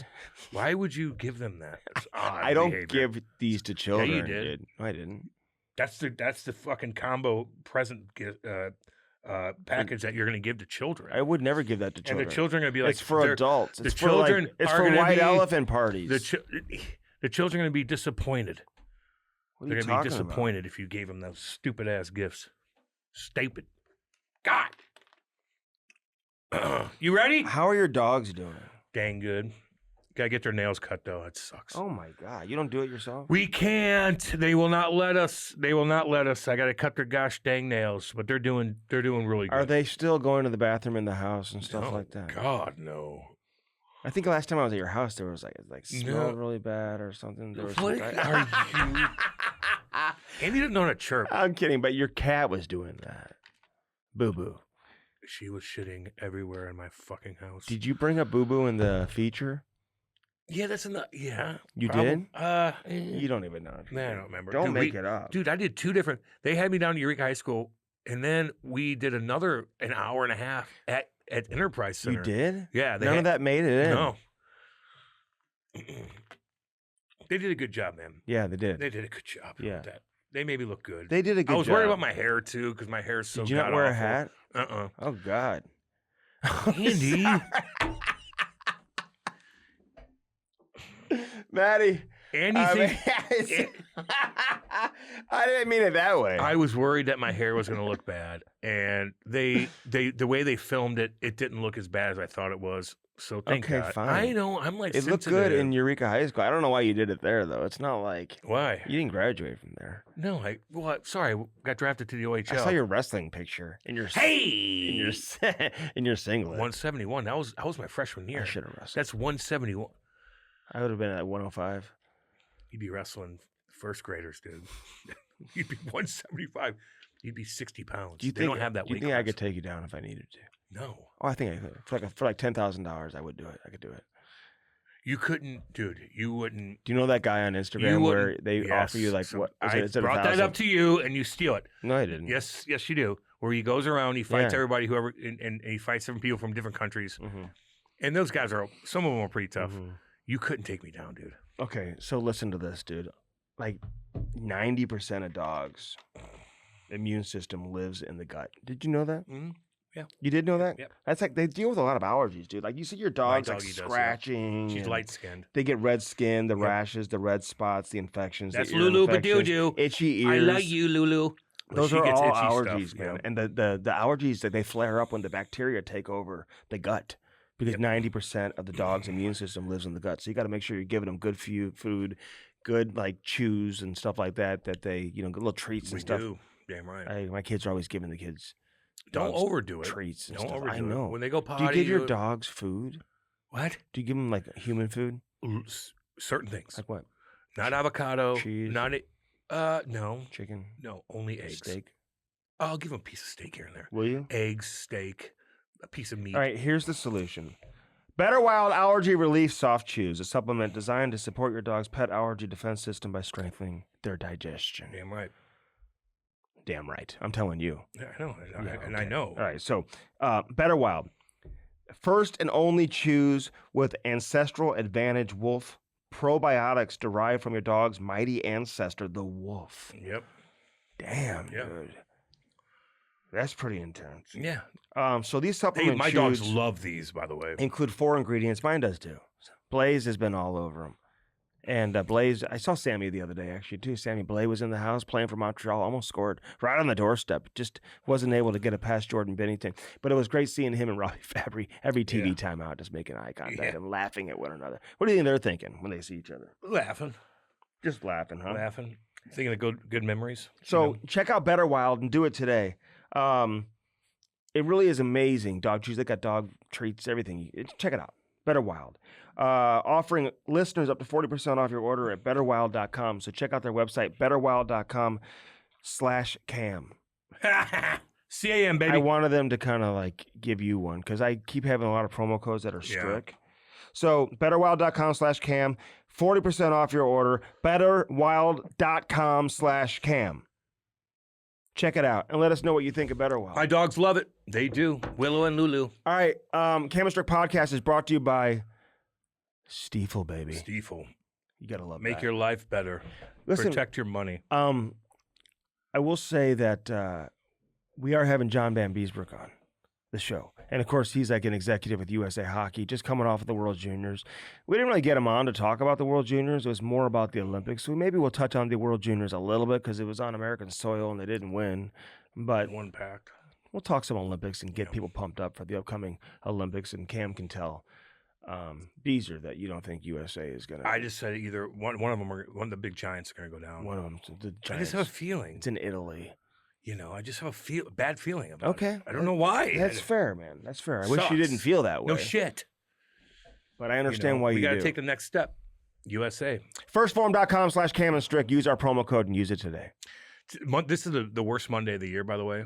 After 2 4-day, for us, like 4-day breaks, you got Christmas, you got New Year's, you're kind of half-assing everything. Mm-hmm. And then you got to start back up today. It was nice to have all my fucking collagen, my greens. Everything. Kate made me a protein shake this morning. Just all that stuff. It rehydrates you. Jeez Louise, I needed that bad this morning, dude. I know you did. We did radio this morning. We got this. We got Johnny Boy. So much stuff going on. Andy's doing a lot of stuff around the house in the morning. Building nets. Having his neighbor. Is your neighbor? No. No. You had to hire a guy. Found a guy. Amazing. Embarrassing. He said he'll come over and do other stuff too. I bet for money. Yeah. Yeah, exactly. What do you think he did with that money? Bought food. He Maybe. paid for his, but that's embarrassing.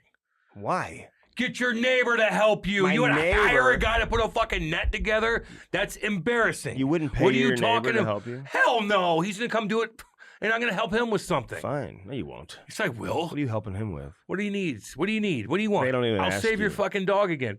Look, yeah, no, if I They need to don't carry, even ask you. I help my buddy carry shit out of his garage and put it in a dumpster. Yes, I carry things. You can't do a goddamn thing What's your... because you got sandals on and you're not strong, Oh. and you'll talk the whole time about how he looks on TV. How do you think I did the other night? I'm trying to get this fucking furniture I haven't out. asked you that. What? I haven't asked you that. How you did? Yeah. Must have been a long time ago. Must have been a long All right, time man. ago. Come on. Ty, I know about him. I know about I know. It's Chloe and Ivy. Chloe and Ivy. Ivy had a party. No TV. We know. I know everything about your life. Oh my God, dude. Well, aren't you glad that I kind of let you know Whether what's through going on. social media or just talking Through to my Andy. wife's social media. Through Lori's social media. All the things. Check out that podcast coming very, very soon, featuring my It's wife. gonna be bad. You guys gonna do it together? I might That'd be join her. awesome. I might come on there once or twice. That'd be awesome. She may go on. People are gonna be like, she what may- are they thinking? She may go on Wingman. That'd be cool. What's that? Matthew and Brady's. Yeah. She should come on here. We should interview her. Okay. It'd be hilarious. To promote it? Mhm. Okay, we'll do that. We'll make that happen. Fans would love that. I know. Firstform.com/Cam and Strick. What's your first form item of 2026? What are you doing? Oh, I need a new hat. Can we say a big shout out to Nick and Kristen? Oh, they're beautiful little Beautiful baby little girl. daughter. God almighty. Whew. Cute, cute, cute. We love you guys. You guys are going to be great mom Great and daddy. parents. You're going to be, I mean, And now that Nick's kid's going to have every single opportunity. every opportunity. She will be a disciplined, beautiful, beautiful girl. Good for you. Mhm. I want people like them to breed. Oh, Yes. okay. There's a lot of dipshits breeding. Yeah. We need the good people to breed. The good people to Damn bring right. good people into Breed. the world. Yeah. Yes, exactly right. I can't disagree with that. Firstform.com/Cam shouldn't. and Strick. Get the meat sticks, get the apparel, get the collagen, get the magnesium, get everything you need. I took that last night too. Yeah, Every night. okay, good. Boom. Every See night. you later. Magnesium. Blop! I take that gut health before I go to sleep sometimes too. That's- That's very good. I need that more than anything. I know you do. God dang, God boy. dang. I ate a lot. What's of food. worse for you, beer or vodka or tequila for your Vodka liver? and tequila. For your liver. Vodka and tequila. Really? God, yeah. It's a stupid question. So you drink way more beer than I do, but I drink tequila or vodka, I drink. and I'm in worse health than you. No way. I'm in. I don't know. No, I would say no. Okay, No, just making sure. If I Because cut I down need on you to beer- be if I had in cut- worse health I than could- me. yeah. Okay. And I am. Trust me. Just want to make sure. Andy laughs at my health problems. I know. Kate worries about it. She does? Well, she's always worried about me, man, with stuff. You know, Oh. my God. body's been through a lot. Everything going okay with you guys and everything? Yeah. No fights during the break or anything? No. She gave me a B plus. Oh, great. I told you. She gave you a B plus for Mhm. what? For hosting. Not Our even family. an A? I said some inappropriate things What'd probably you at the end. say? I can't believe you even She- stay awake. during it. Eva got a picture, like this cool picture, like trendy, like picture for her room. She your niece. And there was a girl on there that looked just like her, and there was another girl. And I go, who's the... Never mind. I just asked a couple, That was inappropriate. very much so. Yeah, you got to be careful with You're that. right. You're right. You're right. Okay, right. I did damn good, and I was getting a little goofy at the end. Right. And so it bumped me down from an A minus to a B plus. Is that from, my holiday drink this year? I tell you about what I was making? The Stricky holiday drink We for know. You 2025? said it last time. It was 2025 because it was, but I had Oberweis eggnog, which is just delicious. You can get salmonella from eggnog, by the way, if you're not careful. So you get the good stuff. And then I mix it with Irish whiskey, cinnamon sticks. I'll drink that. Oh, God, you would have Fuck loved yeah, it. baby. I mean, I swear to God, on Christmas Eve, I probably had, I probably You had can only have- 45 of them. I doubt that. Your little body can't handle that. I know. Andy gets wasted off a fucking seltzer. You're drinking 45 of those I with swear whiskey? to- Get on with yourself. Dude, I'm not even joking. I don't want you doing that. I know. Now I think about it. It was Christmas Don't do Eve that. at my house. No, I just I didn't don't want leave. you I just, doing that. just kept pouring them. Yeah, but God, I can only imagine. You'd be calling coach. You're like, my son needs more ice time. Calling everybody. My son needs- True float. True. God damn. Man, they shit kicking is what they are. True float. Are they not amazing? Sat in their chair. I got. It was 70 I- degrees here at Christmas. people I had their send- chair out. I put the I heat on a know. little bit. It was lovely. It's gonna be 60 tomorrow. I was watching people golf. Like I put on that chair, put the heat You on. put the heat on. Had my Bloody Mary. My dad's Did over. you have the cooler? I had a bunch of My coolers. cooler. out. Oh, God, yeah. I didn't- Loaded. I didn't bring you one of those though. I brought you a lot of other stuff in the basement. Give me another cooler. I need another one. Okay. I loaded the coolers up. I had my heating chair out there on the back patio watching everybody golf. It was awesome. My dad was over chilling, Mm. hanging out. It was nice. I got some stuff for your dad too that I brought you today also. I know. I'll give it whatever doesn't fit me. I give to Yeah, him. yeah. So truthful, people are sending me pictures of their chairs that they got, the coolers that they got, with their own business logo, with their family logo. One person had their family logo. It's like a That's cool. Irish family. They've got That's like cool. lots of people in their family, and they put their logo on the cooler. Man, I That's love cool. that. You can get this Cam and Strick logo. Like this. That's the best. Ty wore the jersey for they That had a was practice cute. where everyone got to wear whatever jersey they wanted. That was He really wore cute. the I'm Cameron surprised he Strick didn't wear my podcast. jersey. Why would he wear yours? He has his own, dude. It has his own number and name on the back. Well, it's yours, isn't it? No, it says 81. Oh, I'm number his says 9. 81. Yeah. So I'm number. Yeah, that looked bitchin'. You're number 9. I'm What number am I 9. thinking? You knew that. Yeah, right? everybody knows that. Everybody knows that. Number 9. Like, I mean, Like Adam Banks. who's the most popular number 9 of all time? Paul Karill. No, Gordie Howe. Thank you. Boom. Thank What you. am I thinking? Come on. Gardy. It's my And boy. Paul Korea's up there. Paulie. I pumped his tires up on Sam that Bennett. thing. You did. They Maybe he'll come on now. No shit. Probably won't. Probably won't. Come on, Paulie. I pumped your tires up. True Float though, man. Use that. Check it out today, will you? Damn right. And give him a call. Edmonton boys right there. Sparks Hockey. What a great gift card. Who got a Sparks Hockey gift card in their stocking, dude? Yeah. Could you imagine getting one of those? I tell you what, even thinking about back in the day, like traveling all the time, like if my parents had a Sparks Hockey fucking, I remember going to these tournaments, stepping on a fucking screw. There's nobody anywhere. You're sliding everywhere. That wasn't true. There's no. They were had playing at pro 7 shops. o'clock in the morning. Yeah, they're not open. We were playing at 7 o'clock in the morning. These They're not stupid open. ass tournaments. Yeah, They're not open. But now you bring your. Like, someone always has a Sparks machine with them. It's in the hallway. It's always somewhere. You just need to go get your skate. Anybody could like work there. Just press a goddamn button. Anybody can do it. I know. So, Use the promo code Cam and Strick. It'll save you more money than Black Friday and Cyber Monday. You know, which is amazing. Don't let you know who. Wonder what he did over the Christmas break. Could you imagine him spending Christmas with him? I thought of him the other day because the sister of the Idaho murderer who killed the college students in Idaho. God, yeah. What's his name? Brian Bollinger. Bollinger. Weirdo. Scary eyes. So he spent Christmas with his family. What? Not this Christmas, but the previous Christmas, I Yeah. think. And then they arrested him a few days later. And nobody even knew. And his sister came out and talked about what he was like during Christmas.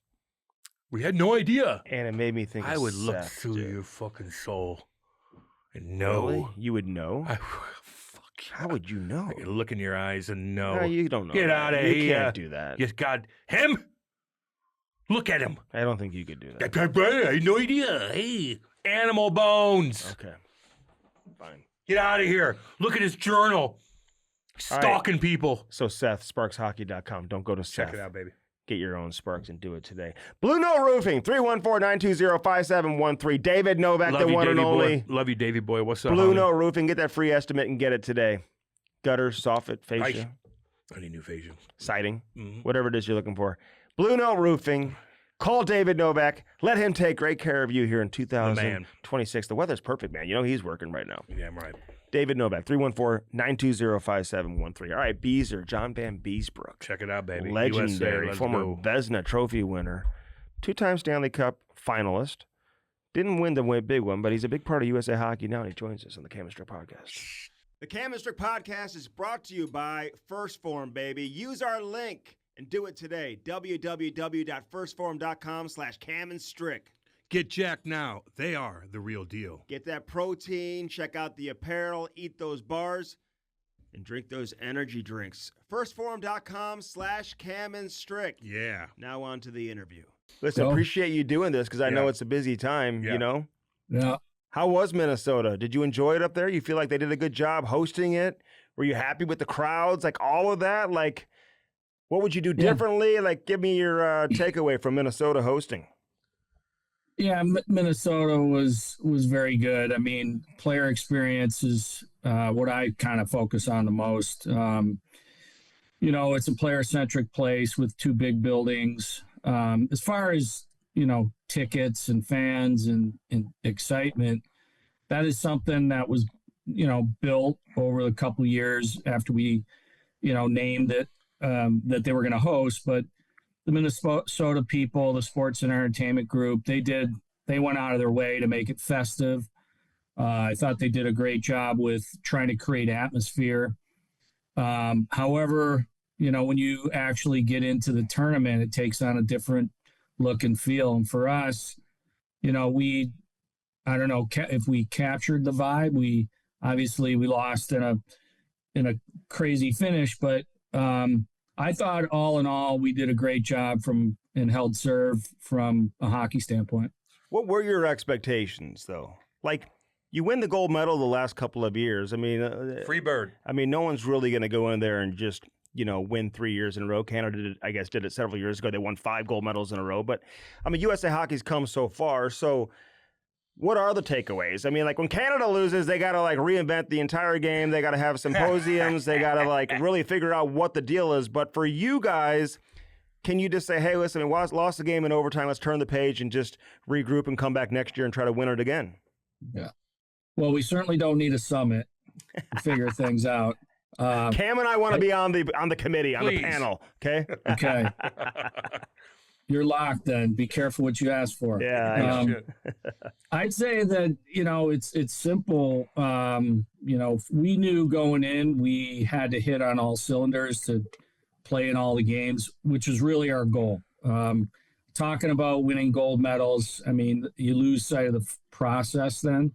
And I know that it sounds like a simple thing, but we needed to keep on track and not be distracted on home soil, things of that nature. So I thought we were realistic. We knew we were a little light after we lost Trevor Connolly going in. He's a super forward, returning player, has some good leadership. So, and then in tournament, you're going to be banged up a little bit. We dealt with it.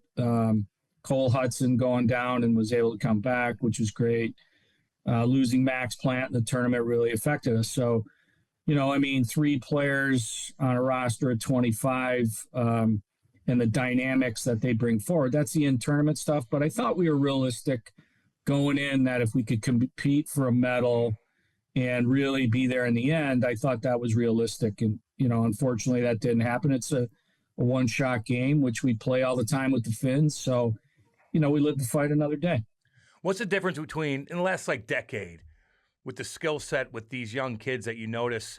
Like, what is there a different trend that some of these teams do as far as maybe power play or just forecheck? Or do you notice anything drastic that's changed over the last decade? Yeah, I think that, and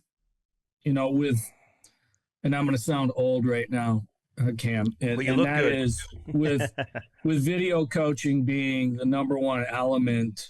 These kids come in very well trained with a mindset of how to play in neutral zone. The big challenge is always managing pucks. So that's really a professional mindset. So they come in with a real professional mindset. And, a lot of them have high IQ, hockey IQ. They come in with high hockey IQ. What lacks a bit is just maturity, knowing how to compete in certain areas and sustaining the momentum of a game. Like, that is probably the biggest lost art in what's happening and transpiring in hockey today is the momentum changes that players take it upon themselves to change momentum. There's players that can control certain aspects of the game. Now all the players just go out there and play hockey. And, if you have a certain skill set and you're gifted than the next player, you can change the complexion of a team. Mackie Celebrini doing that for San Jose right now as a young player is evident of that. Can you address this idea that, who's the kid who's leading the WHL right now in scoring? Hurlburt? Am I saying that? Hurlburt. JP Hurlburt, right? Kamloops, I think, is where he's at, right? He left the U.S. program. He's in the Western Hockey League right now. Didn't play on the World Junior team. People are like, well, USA Hockey, they're not happy with him. They're mad at him. We've heard this over the years with guys that played in the CHL that were American. Maybe they were left off the World Junior roster because they weren't part of the U.S. program. Like, is that really a thing? Like, what would your response be to that? It's not a thing. JP left our program, and under the conditions, he fulfilled what he had to fulfill. We're living through a time where nobody knows where the landscape's going to fall and where players, have rights. All players have all the rights today. I mean, teams, to think that you can, put forth some type of authoritative force to stop players from making decisions, that ain't happening anymore. So you just got to get over it really quick. We're happy for JP. We thought that there was some shenanigans from Kamloops, going on behind the scenes, which is nothing new. I mean, the people talking to people is nothing new. And it's just being worked out of the best program we feel that we offer, not only in the United States, but maybe in the world for hockey and training would be, somewhat where people are trying to get into. So why would they try to get out of it? The point here is that with JP, his maturity and his game, in order to provide us something that we didn't have was what we were looking at. We knew JP's game very well. We want him to be a great American-born player, and he'll probably help us next year. But this year wasn't his opportunity. I remember being at the draft. It was in L.A. years ago, and I was with John Cooper, and I think Jack Campbell was the goaltender at the time. And Jeff Jackson, the coach of Notre Dame, where he was committed to, had walked into the restaurant. And then about 10 minutes later, here comes Campbell with Dale Hunter, I think. And John Cooper said, well, he's not going to Notre Dame anymore, So it's like, you talk about shenanigans, man. That's been going on. Does that change now with the relationship between NCAA hockey and CHL, where it doesn't have to be maybe as shady or controversial as it once was, or no? No, it's increasing at a limit that we've never seen before. Okay. I mean, do I need to point to football? I mean, it's the Wild West right now. And until some type of, legalities come back into place to get it inside the ropes, I think we're just going to be dealing with this type of stuff. And, hockey is a small sport compared to the big sports, right? So, but we compare everything to football in the United States and what's happening at schools. And, most of the players in high school in football play high school hockey or high school football. So it's not even relatable in our country that the same type of activities. Now, the college hockey roundtable is probably going to heat up because this is their first year of thinking we're getting all these great players. But how many teams really want to do one and done with Gavin McKenna? Right. You have to build a program and you have to sustain a program. And even with our own American-born players, Brady Tkachuk played 1 year at BU and then chose to turn pro. But these guys are all capable. All the players, on the Swedish team that just won the gold medal, heck, what team wouldn't want them in the NHL right now? I mean, they'd be the Hungry Hippos just after, wow. It's just coming after all these players because, the young players are changing franchises in the NHL.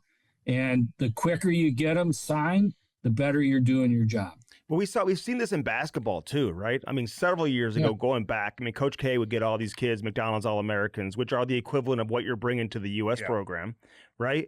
I mean, and all of a sudden they're one and done. They're going to the NBA, and he had a problem with it because he's like, these kids are leaving way too early, and a couple of them didn't pan out and have great NBA careers, or maybe they would have if they would have stayed an extra year or two. So, I mean. But the money is there in football. The money is there in basketball. It's not like you got the rookie contracts in the NHL. So do you expect that to change? Or, it is what it is. It's every kid's dream to play in the National Hockey League. I expect money to change people's decisions. Flat out. Yeah. You offer somebody some money, you offer them something, it'll influence them. Hey, maybe I should go there and play. It always has, and it always will. We can't live in this world of, thinking that these things aren't going to happen. I mean, got to live in the real world. These things are happening, and you have to get in tune with them. And until they change once again, and we see that change, I think that we have to react and do better planning, get better every day with what we do at our national team development program, offer new things that are the cutting edge of technology and the way that we train to prove to everybody that this is the best training center in the world. And we're doing that. So I have no problem putting whatever we have behind and what we're doing because we're having an extreme amount of success. Yeah. Is youth hockey still going in the right direction as far as kids playing hockey, more and more kids playing hockey? And what can you do to get more kids involved if they're getting into high school and they got football coaches, you got wrestling, you have so many different options. Is it still trending in the right direction? For hockey, it is. I think that it's, there's so much that's transpired over the last 5 to 10 years in the scope of safety inside sports, and the advent of safe sport. And 75 to 80% of the parents are happy that safe sport is in place. Now, us inside the sport are, we're like, oh man, we got to do these things. We got to learn more principles and what all these things are. But it's actually increasing why people want to participate in our sport, because it's the safest sport. And I think maintaining them through that, and playing with other players that are outside your community is really intriguing to people that are just used to knowing their high school, friends. And so it's growing the sport across towns. The things that haven't changed about, people after the best players, people recruiting for youth teams, that stuff's never going to change. I mean, and I, not to say that I disagree or agree with all our affiliates around our country that are trying to work at this and volunteering time. I just think you can't stop the train from rolling down the track of wanting to have the best team. And that's just inert in the compete in the human nature. What about the cost of the game? I got a young AAA player like my son. I mean, like and listen, I feel like our Blues organization, AAA Blues, and here in St. Louis, like they keep the fees. It's gone up, but it's less than what you're finding with a lot of the programs that are comparable that you see in Chicago and Detroit and whatnot. We don't pay the coaches the same amount of money as you see some of these other coaches in other cities getting paid, but like sticks are over $300. I mean, it's just crazy. So is this just only going to continue to increase and get more and more expensive, or what? I agree with the sentiment wholeheartedly. And one thing I like to do before Christmas is go shopping. I'd love to go into, Pure Hockey and look at the stick rack until I look at the sticker price. Oh, amazing. Then I almost die. But the point there is that stuff's all gone up. One-piece sticks. I mean, all the other types of equipment that are protective now and required. And I think looking at a $350 stick for my grandson was not too appealing, I have to admit. And, people say, well, you get free stuff all the time. And I'm like, yeah, well, it doesn't work for a 14-year-old. Exactly. One stick he needs a 40 flex or a 50 flex. You're not getting that off the rack at the U.S. program. And that in the fact, compared to golf or whatever, the prices are, you belong to a club, is your price going down? You play public golf, is that going down? Nothing's going down in recreational play. But hockey is a different type, I think, of offering to people, where this investment of time commitment, paying an ice bill, is all part of learning too, and value proposition. And I think that's really the key thing, is the value proposition to your son or daughter of what we're investing in time and commitment. And I think that the kids are really understanding that. And, the fact that we're a college-bound educational country, that you should be going to school to get an education, this whole value proposition just rises. And I hope that, I look at the ACHA, we have 500 teams in club hockey in schools. Like, we only talk about D1, but it's thriving in colleges around the country, that people are going and playing hockey for their club team. And it's an amazing story. At named schools. And hockey, NCAA hockey they don't have hockey in Division II, right? So, they had D3, but they don't have Division II. So I think some kids make that decision. Do I go to a small school and play D3? Or do I get to go to have the big college experience, go to a big school and play ACHA hockey, where it still feels like you're playing college hockey, And you're into it. And ultimately, everybody arrives one place. And that is Reds Monday night. You'll be playing adult hockey somewhere in the country on Monday night for $20 an hour. It's funny, even Lindenwood D1 here, they just became D1 a couple years ago. Their club team skates before our alumni game skate. And we were going to set up a game to play them. And I watched them practice, and I'm like, they're going to kick our ass by 20, just so everybody knows. They're flying around 100 miles an hour. Everybody's having fun. They got a great facility. A lot of them play junior, who are then going to play in the ACHA. What's going to happen with the USHL? What do you see? How do you see that league now moving forward, especially in comparison to the CHL, where Hey, I mean, listen, parents fall in love with the CHL. They're like, oh, my kid can go play in the OHL and then still have college eligibility and come down and play college hockey versus living somewhere in Iowa or whatever. I mean, how do you see that? The USHL moving forward.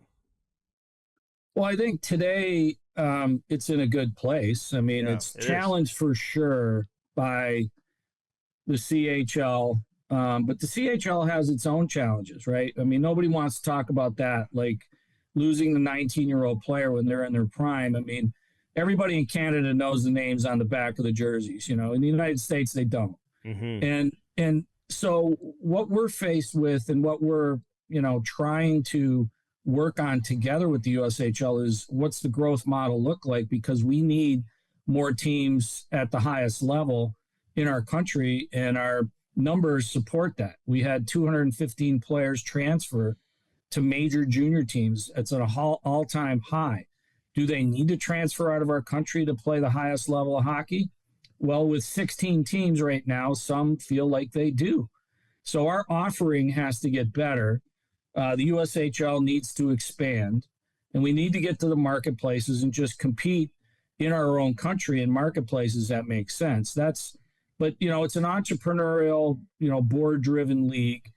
As being part of the board, people are very logical. But when it comes to finance, when it comes to franchise value, when it comes to the entrepreneurial spirit of this, we don't want to speak into that other than saying, we're there with you trying to help this become a very viable entity.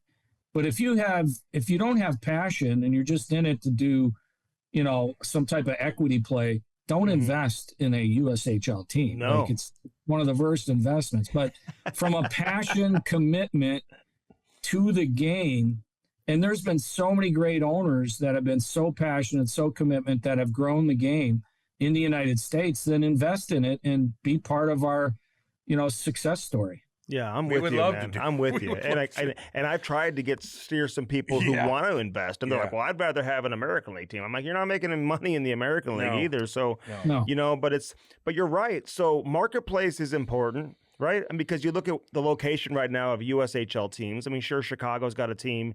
They've had a lot of success. But most of the teams in the league are in smaller cities. And I'm a big supporter of the USHL, man, from the top down, from the commissioner on down. I know some owners in the league. I love what they're doing. We've had so many kids come from St. Louis who have gone on to play in the USHL, and it truly is the path to playing Division I hockey in our country. But when you say marketplace, you feel like some of the bigger markets need to have teams? I mean, is that realistic when you consider that it's not a viable moneymaker, right? You're not going to make money.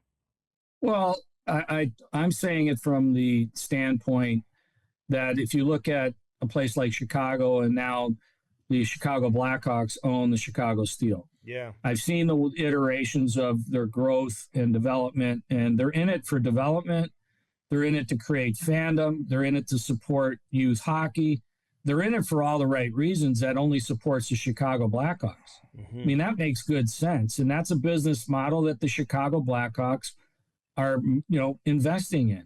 I see that in the same way should happen in, places like, and I say should happen, but could happen in places like Pittsburgh, in other places, San Jose, and California. The Pacific District could support 3 teams, and they have some of the best players coming out of our United States. I mean, the Pacific District, you never would have said that this investment, that going from Anaheim to San Jose after LA, would have this type of traction, but it is. And it's incredible to see that whole Pacific Northwest where we have 0 junior hockey. And they all go to the Dub. You know what I mean? Well, a lot of these kids. The Dub has it, from Seattle to Everett to Portland. That whole corridor, which we looked at for, World Junior, and maybe we'll look at it for our next, is totally a junior hockey corridor. Mm-hmm. And listen, not to compete against, but with the Western Hockey League. Like, there's a day that's coming that will happen. Hey, what do you make out of, real quick, and I want to move on to the Olympics and some other stuff here, and your unbelievable career. I feel like you just retired yesterday. You played like 1 million games in the National Hockey League. This guy played forever. I know. You even retired and came back and played. You know, it's like you play with Marty. I just missed you. I know you just missed Cam by like a year or two. So, but real quick, so Canada loses. When they lose, the reaction is we need to get back to the grassroots. I mean, teams are building these super teams at a younger age, and these kids don't know how to deal with adversity. And then you're like, okay, hang on. Macklin Celebrini's in the NHL. Matthew Schaefer's in the NHL. They've got all these other guys that are, Seneca's in the NHL. And the Americans have players that obviously you could use that are also playing in the National Hockey League right now. I mean, do you have any reaction like to how they react when they lose, when you consider the success they've had over the years and now the success USA hockey is having? Do you feel the same way? You have to all of a sudden just take a deep dive in it when you don't win the gold medal with the World Junior Championships? Well, I mean, that's a big enchilada to eat right now, because they put it at such a high pedestal because TSN's invested. Yeah. Every comment on the broadcast is about where some players playing in the CHL. Like it's the greatest thing in the world, when really now it's, college hockey has taken over. Mm-hmm. And, it's going to be a two-step league now. The amount of players that are going to get signed directly out of the CHL will change.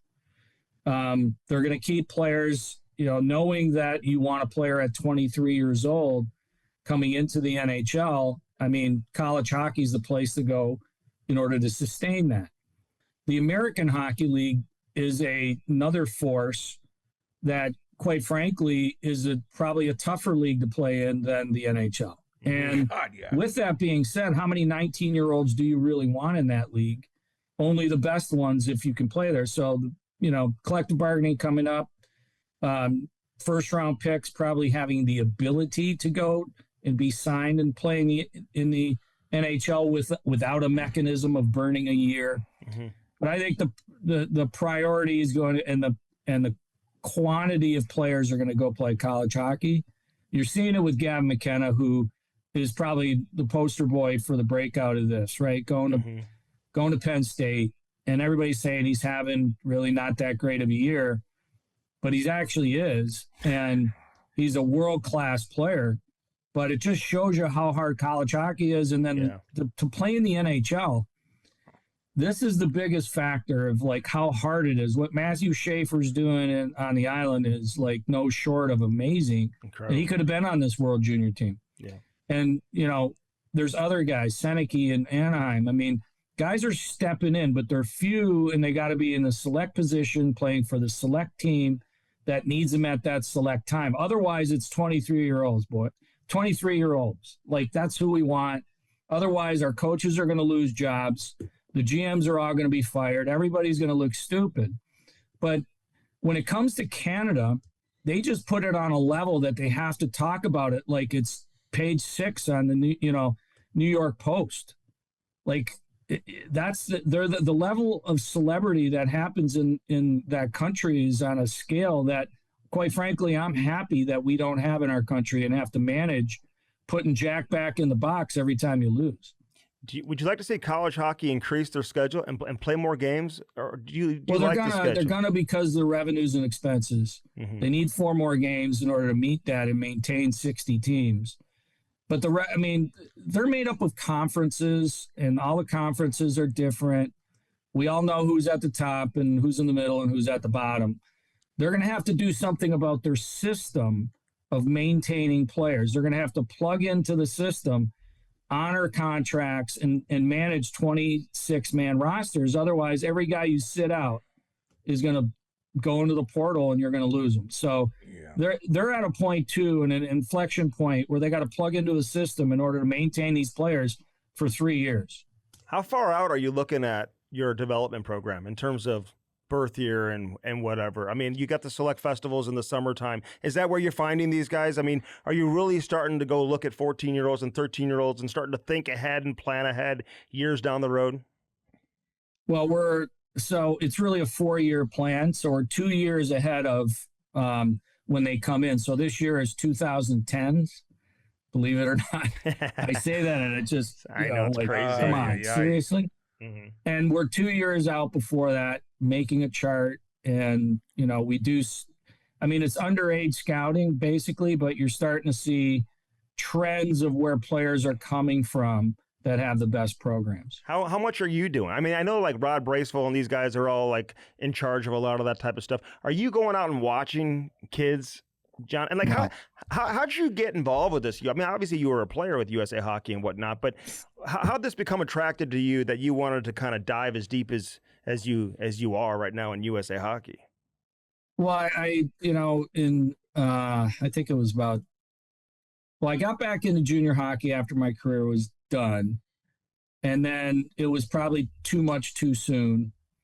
And then, I did some TV, some radio, did the Olympics in 2010 on radio for NBC, and then had an offering to get back on the competitive side.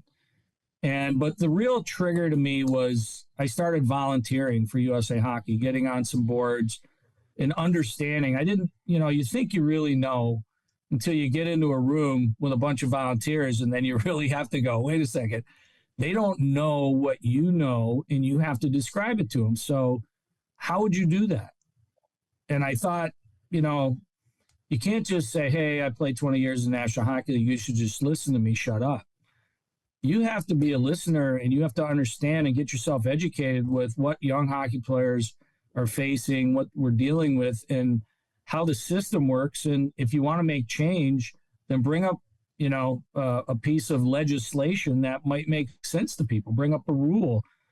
And it really taught me a lot on, why I'm doing this and how I can make a change inside the sport rather than just thinking I can go just build teams and basically have a position of authority. I mean, you're basically not in a position of authority. You're basically in a position of delegation and working with people and partnering with people in order to make the game better. That's what I do. I don't look at it as, but your question about getting down to the younger players, Rod and his crew does most of that. I mean, when we get to the 17s and 18s, I start picking it up. And then, we get to future Olympians, which they all are.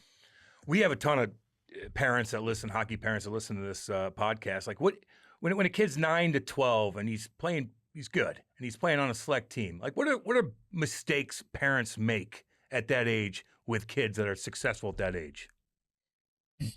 Well, the mistake, the number one is they just become their fan.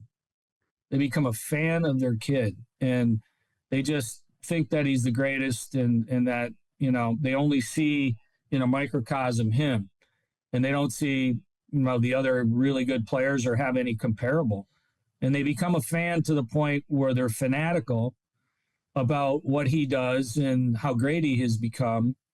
And they can't turn down that temperature. They just become such a big fan of their kid that they forget they need to be a parent, keep him humble, that he needs to get a job, when he's, 16 years old and work at the grocery store or needs to learn life lessons. And, hockey's good for that for the most part. But I just think that the fandom inside the game, they become the player's agent. And, it's a really slow burn when that happens. Damn. And that's been going on for a while, right? That's not that new, is it?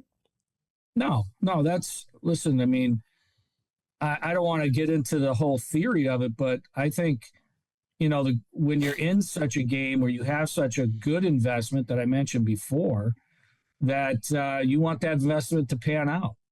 All the money and time that you put into it, you want it to pan out. And you're going to do anything in your power to make sure that, at the end of the day, that this pans out. And then when hockey becomes free, you just go, oh, man, I don't have to be a parent anymore. Like when they go to school, oh, they're gone. Yeah, until the bill comes. Yeah, exactly. No doubt. I know. I remember once I asked the university for my son's grades. Mm-hmm. They're like, you don't get a rate. You don't see that. I said, I'm paying the bill. They're like, no, but that's between us and him. That's not right. Did your kids play at a high level or no? One of them played into college, and then he, I would say, quit probably his second year into college, met a girl, married her, a success story in a different way that the old man didn't think it was going. Hey, what year do you think USA Hockey took the biggest step? Was it 96? Was it even earlier when Gretzky went to LA and everybody in the South? Like, when was the biggest leap for the USA Hockey, you think? Yeah, I think the stock answer would be 1980 to most. I think the people inside USA Hockey will tell you 96, when the win of the World Cup. But I would say myself, it comes with expansion. When the teams started to go to Dallas and Florida and have success, the whole landscape of hockey started to change. And, now we see kids coming from Arizona, Austin Matthews, right?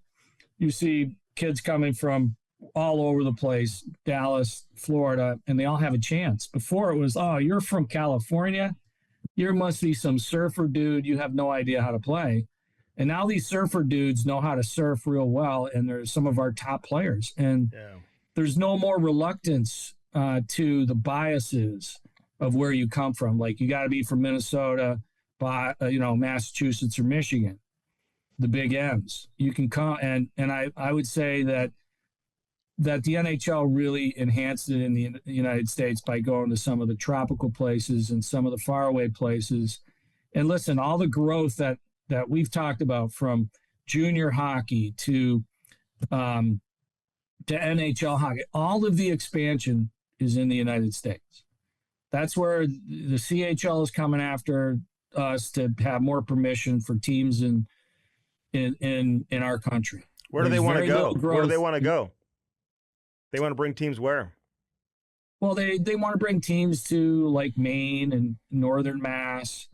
They want teams to be in other places. I would say, I don't know, OHL has some minds, and their mind is on a couple places that they've gone hard after. But, all the growth is in the United States. So what does that tell us?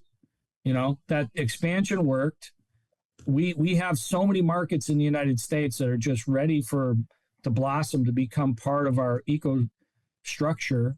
Like St. Louis is a great illustration of that too. St. Louis is a fabulous market, and we look at the Tchuks and the Kellers and all the guys that have come out now.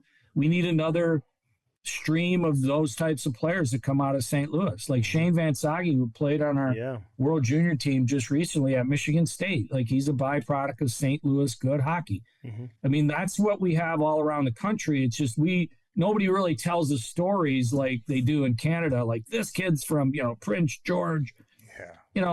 I mean, they just tell it so many times. Like, we just don't tell those stories of people that are neighbors of you that are really working out. Yeah, we had an amazing run of kids from St. Louis that were going to the U.S. program. I mean, not just the 6 kids who were drafted in 2016, 5 of them in the first round. And a lot of that had to do with, listen, you had Al McInnes and Keith Tkachuk and Jeff Brown and all these guys coaching and whatever. And their kids moved on, and now they're not coaching, right? So it's more like you have different, level of coaching probably who you're expecting to develop. But we had the John Ramages and all these other guys and Philip McRae and all these other guys that were coming out of, but again, who were their dads, right? Yeah. And their dads were all involved. So these kids were all the benefactor, and Clayton Keller was a benefactor of being able to play for some of these guys. Why didn't you play in the 96 World Cup? Were you hurt at that time? I'm like shocked you weren't on the roster. Yeah. I actually made the team, but I had to tell them that I couldn't play. And it got to a point, because it was end of the summer tournament, right? September. And I had a bad shoulder coming out of the Stanley Cup Finals that year. And I either had to have surgery or I wasn't going to play, at the beginning of the season. So, it's back and forth with team management, telling them where I'm at. And, right away, June becomes July, and you got a couple months to rehab and get back, for the season. So I don't think we were in a bad spot with Mike Richter there. So it was one of those things that I regret that I was never involved with, but I did talk to Lou Lamoriello about that and shared the fact that I wasn't going to make it to the dance. What'd he say? What did he say? What'd he say? Lou? Yeah. You know how he is. Oh, yeah.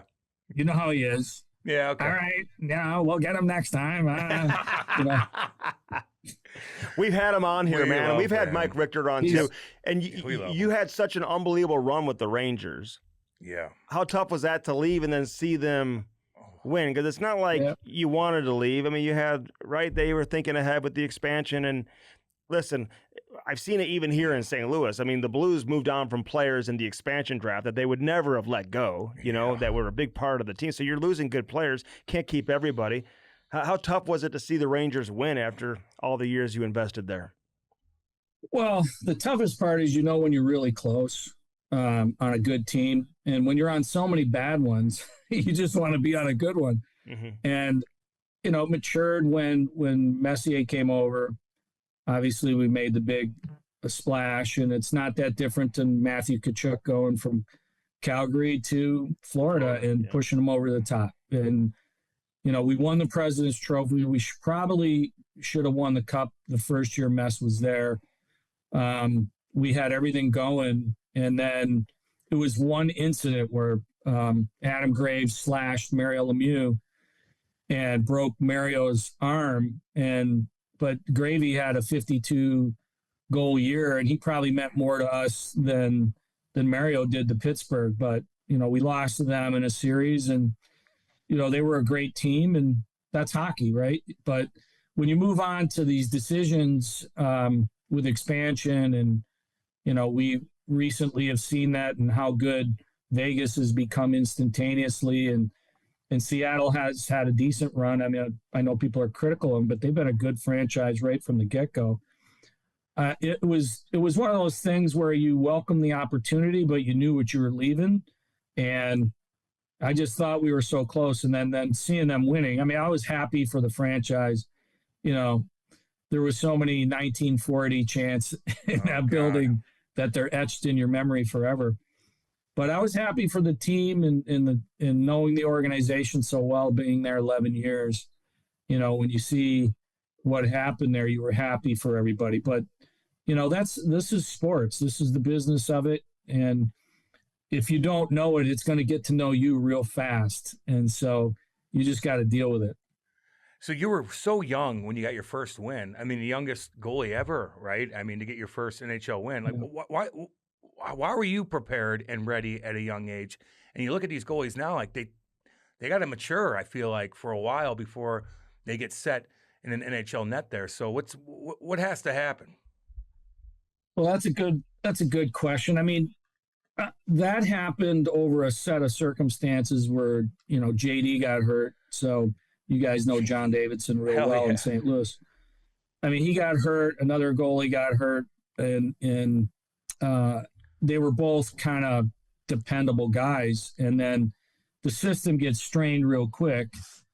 And so they had to call me up and sign me. At that time, I was bound to play for the 84 Olympic team. I really wanted to play for that team. But I had to sign in order to play. And, Herb Brooks was the coach of that team. And I don't think he wanted an 18-year-old goalie either. But, I mean, the preparation was mostly at that time, again, not into heavy video coaching. Preparation was mostly compete. And, I was kind of building that compete identity. I didn't really know. I don't have all the answers to that, but I would say that part of it was being naive, for sure, as a young guy. And then, just knowing that you're feeling that you're better than anybody else. And I know that's an arrogant or confident statement, but that's where I'm answering your question. I don't like it about myself, but that's where my mindset was, is just to prove to everybody that I could play. Well, you got to have it. Damn right you do. I mean, and if you don't have it, then you're not going to. Do you think DiPietro, did he have that? Because when you play with the Islanders for sure, was he, because he was the first overall pick, that was his first year, right? I mean, and you fought Barrasso, but he, yeah. Barrasso had that swag, though, right? That allowed him to have success as a young kid in Buffalo, right? You just got to have that as a goalie. I think it's hard because you don't really get into that rhythm. You have a bad game, you don't play, especially when you're a young kid. They got a veteran guy who comes in there and all of a sudden. It's your fault if you lose. Tommy went to two of the best teams in the National Hockey League in Buffalo. They were coached by Scotty Bowman. They had some of the best players in the league at the time, and then he went to Pittsburgh. So those were two tough places to play, behind some great players. But Tommy was a competitor, totally admire his approach to the game, and was very successful. But he had some of that too, for sure. And probably still does. It doesn't leave you. Oh my God. He played in St. Louis at the very end of his career for like a couple of games. Like, oh my God. He wasn't lacking confidence at all, so. No. So, and like you said, it's a blessing and a curse, right? And you have to really be able to manage it. And for some they can, for some they can't. But at the position now is in a little different light. Certainly it's changed tremendously in the way it's played and the size of the, player that has to play the position, because they always play it on their knees. So you need to get giraffe in that right now. So yeah, I know. They're all huge. I saw Brian, my kid played against Brian Elliott's kid this past weekend, and it's like, if you're 6'2" or under, like, you're considered a small goalie. Well, that's what Marty Brodeur just went on a pod and said the same thing. They don't even look at goalies that are under 6'2" now. Yeah, exactly. It's crazy. Where'd you play your best? Where'd you play your best hockey? I mean, you won the Vezina, obviously, in New York, but you went to the Stanley Cup. You took Florida to the final. Like, what was your best season, you think? Yeah, I mean, gosh, I haven't really given that much thought in a long time. But I mean, consistency was what I was after, and I was battling some things at the end of my time in New York. Not like personal things, but my brother had fallen into a tough spot. But I thought that when Mike Richter came on the scene in New York, it made me better, because I really trained for the first time. Like trained, not just like going for a run and, doing some stuff that you do. I mean, I'm talking about lifting, and I'm talking about doing things that you had the purpose of training in mind, and it just made me better. So all that time, where you think you're skilled and just show up to the rink and you do whatever you have to do, like, I was good, but I wasn't great. So, that it takes a long time to figure that out. I always had a good mental approach to the game. Some would call me a little half nuts, but when you have that mindset and you know that your legs are really underneath you and you feel good and strong, and those types of things don't happen to your mature players. So from the ages of like 28 to 33, I was pretty good. I love your training videos. I was always in the top 4 in the league in stats and stuff like that. Oh yeah, for sure. But I love your training videos that are on YouTube. How to stop a wraparound and stuff like that. I mean, those baby. Those are incredible, Johnny. There's some things that are just so embarrassing too. After you do them, and then you realize, you're going to become an adult someday and live to regret them. How about those pads you had? Like, we got 2 different pictures we're posting to you, and the pads that you had in the 80s compared to those monsters you had in 96 in Florida. Right. I mean, like, the difference is incredible, right? Yeah, that's probably the biggest transition in the game, right? Like, you're not going to have pads with straps in them anymore. You're not going to have pads that you fasten very tightly anymore. And we had to do all of that. And then they're not going to conform to the way that you want them to conform. And you can actually manage the position better. So, I mean, the time that the one part that I would say that I'm happy I lived through is the time that you had to make saves and you had to calculate. Like, it didn't work out. You had to guess, and sometimes you look stupid, but you didn't just play percentages. Like, if you watch some of the goalies, they all had, of that time period, they all had their own style, like from Dom, to Cujo and Patrick Waugh, Marty, myself, and some of the others. I mean, we all had a different, because you had to plan as a forward or a D, like, how are you going to strategically beat this guy? And, you're known for having a bad 5-hole or stick side. And, today guys don't even talk about that anymore. Like, where's he weak? Well, I don't know. He's 6'5" and he looks like a giraffe in there. So there's not talk about weakness, because apparently you don't have any weaknesses if you play goal anymore. I know, but And working in television though, like you get the analytics, and they'll say, well, he allows 63% of his goals high glove. You know what I mean? It's like so you see some of that, but it's like, and then all of a sudden you go into the game and like everyone's shooting high glove and he's stopping everything. So He's like, yeah, I'm bad here. Come shoot. yeah, exactly. Hey, were you the first NHL player to be on the cover of an EA Sports video game? You may have been. I mean, if not, You should have one of the that. first. You should have that. You get paid for that back in the day? I got I tell my grandkids, that I actually got a computer thinking they wouldn't know what it was. And that's what I got paid. I got my first, big old computer, and they came and set it up, and, they had the tower. I didn't even know what that thing was.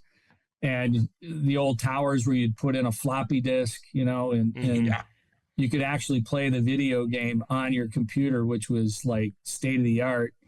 And then you could do something called, you could get onto the web, right? You had the intranet. And I mean, it was like the best thing that ever happened. And all the dial up that you had from AOL and all that stuff. So it was in a different stratosphere of things that we, know now, but that's how I got paid. I got a computer. Hey, back in like 96, when people were playing for the Panthers and signing with the Panthers, were they like, oh, tax-free? Like, was that a thing then? Because people talk about that all the time now. Mm-hmm. No, it was going to sign with the Panthers was a bit of a graveyard, right? Because it's an expansion team. You're going to have to live through some tough times. Nobody knows what hockey is in Florida. And it's not this metropolis paradise because hockey atmosphere and environment, right? It wasn't Toronto. It wasn't Montreal. It wasn't these, original six places that people spoke down from, that the Holy Grail wasn't going to visit your city. So it was a bit of a death march in that, kind of mindset that you weren't going to have any of these, you weren't going to celebrate Christmas the right way because you didn't have any snow. Well, what you find out really fast is you can hang up a whole lot more lights when it's nice outside. And Christmas, they had an actual boat parade on the intercoastal, and I thought it was like the wildest thing I've ever seen. So just to experience those things was totally different than what the NHL mindset was. But it wasn't one where you were going to save a bunch of money. My first year covering the Blues, Joe Quimble was the coach, but Roger Nielsen was his assistant coach. I mean, I feel like you played for Roger. I mean, for how many different franchises did you play for him? And like, did you follow him around? Like, he just kept bringing you to wherever he was going. And did you guys describe the relationship you two had? Yeah, I had Roger in 3 different places. And it's funny because I wouldn't even describe it as a relationship. Like, Roger was a very unique guy. I didn't even know he liked me, because you just like, he was pleasant and everything. And at the end of the day, the relationship with the goalie is just stop the puck, right? Like, I'm going to have a great relationship with you if you're good. If not, I'm not going to. But he was, aside from that, he was, he was a single guy trying to do hockey well. And, he was just different than most of the people. And I think he saw maybe something in me I didn't see in myself, like somebody who was getting prepared for every game in the right way, the way that he would like to see somebody get prepared. And, you consistently enough to give the team a chance every night to win, and that you were going to compete every single night and want to play every night. And, I guess that's hard to come by. I don't know. I mean, I'd like to ask Roger. I mean, he passed prematurely. I never really had a conversation with him of what he ever saw in me, other than the fact, like, he must have saw something because I played for him in 3 different places. So, but I totally respected Roger, his faith, the way that he carried himself, and it rubbed off on me. I wanted a piece of that. Yeah, I love hearing that. What about Herb Brooks?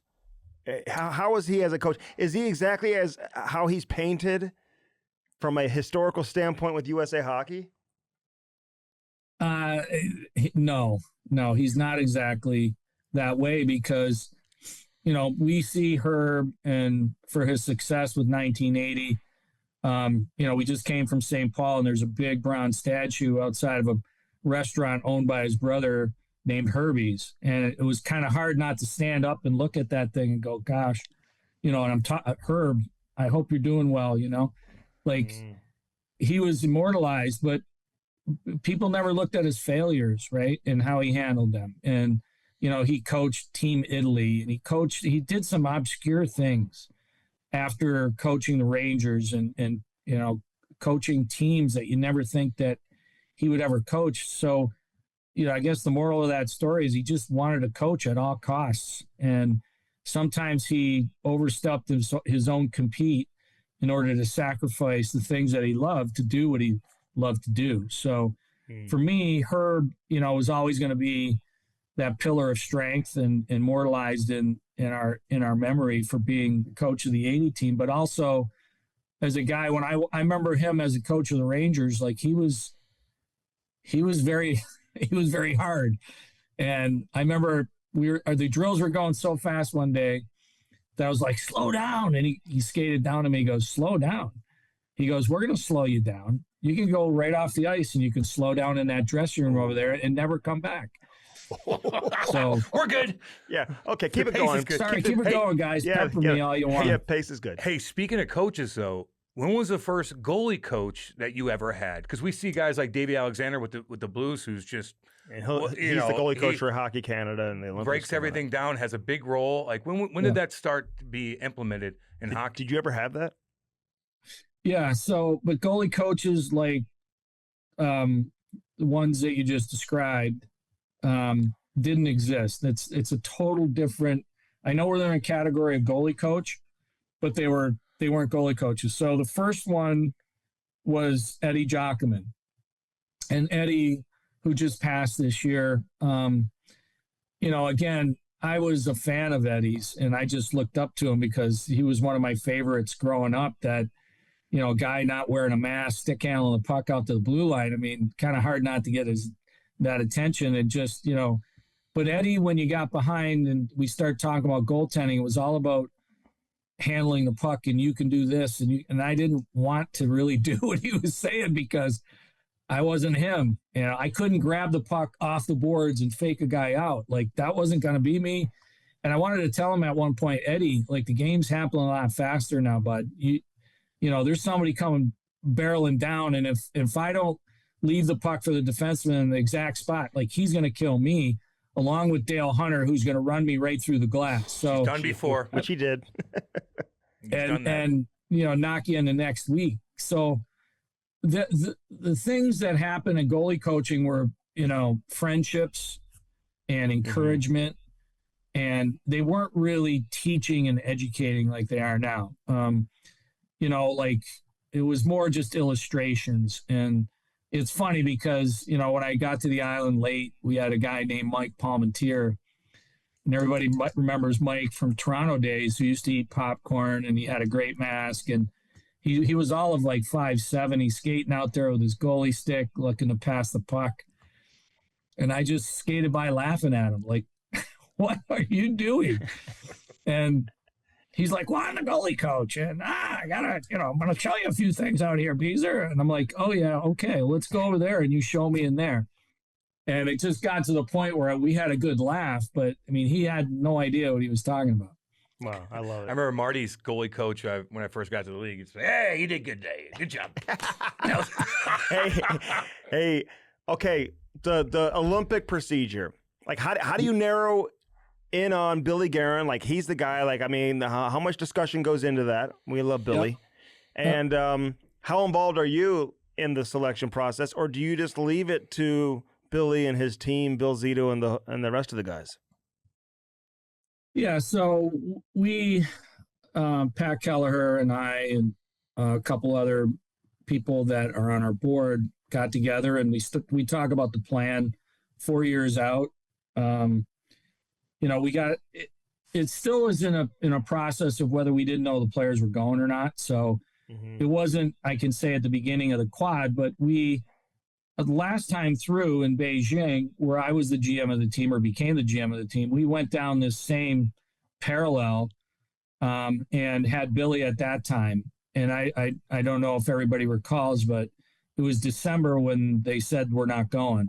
because of the COVID measures. And that made me have to pivot really quick and go find the best college players. As a matter of fact, right, like as of today, I remember at that time when we were in Red Deer, Alberta, and the World Junior Tournament was canceled, and we were in the meeting room, and I turned to 3 players. I got to remember who it was: Jake Sanderson, Brock Faber, and Matty Beniers, and said, "Hey, you guys want to be Olympians?" And they were like, "Damn right." And I'm like, "Well, go call your parents because you're going." And I had to make these decisions really quick, in January, because we were getting to February. I had to get everybody on flights. I think the other guy on that team that ended up going, and I called him later, was Matthew Nyes. Yeah. And so, today those guys are all in the mix big time. And obviously two of the 4 are going as we stand here right now. But this process this time through, after asking Billy and then it falling apart with her, with whatever happened, we actually had David Quinn coach the team.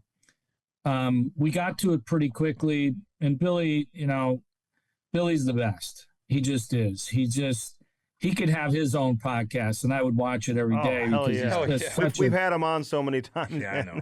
He's just such a life-giving guy, right? Like, people think that a lot of this is rocket science and you're trying to make stuff up and going by numbers and things like that. I mean, I love Billy because he's old school and he's cut of a different cloth. He's so honest. He's a winner.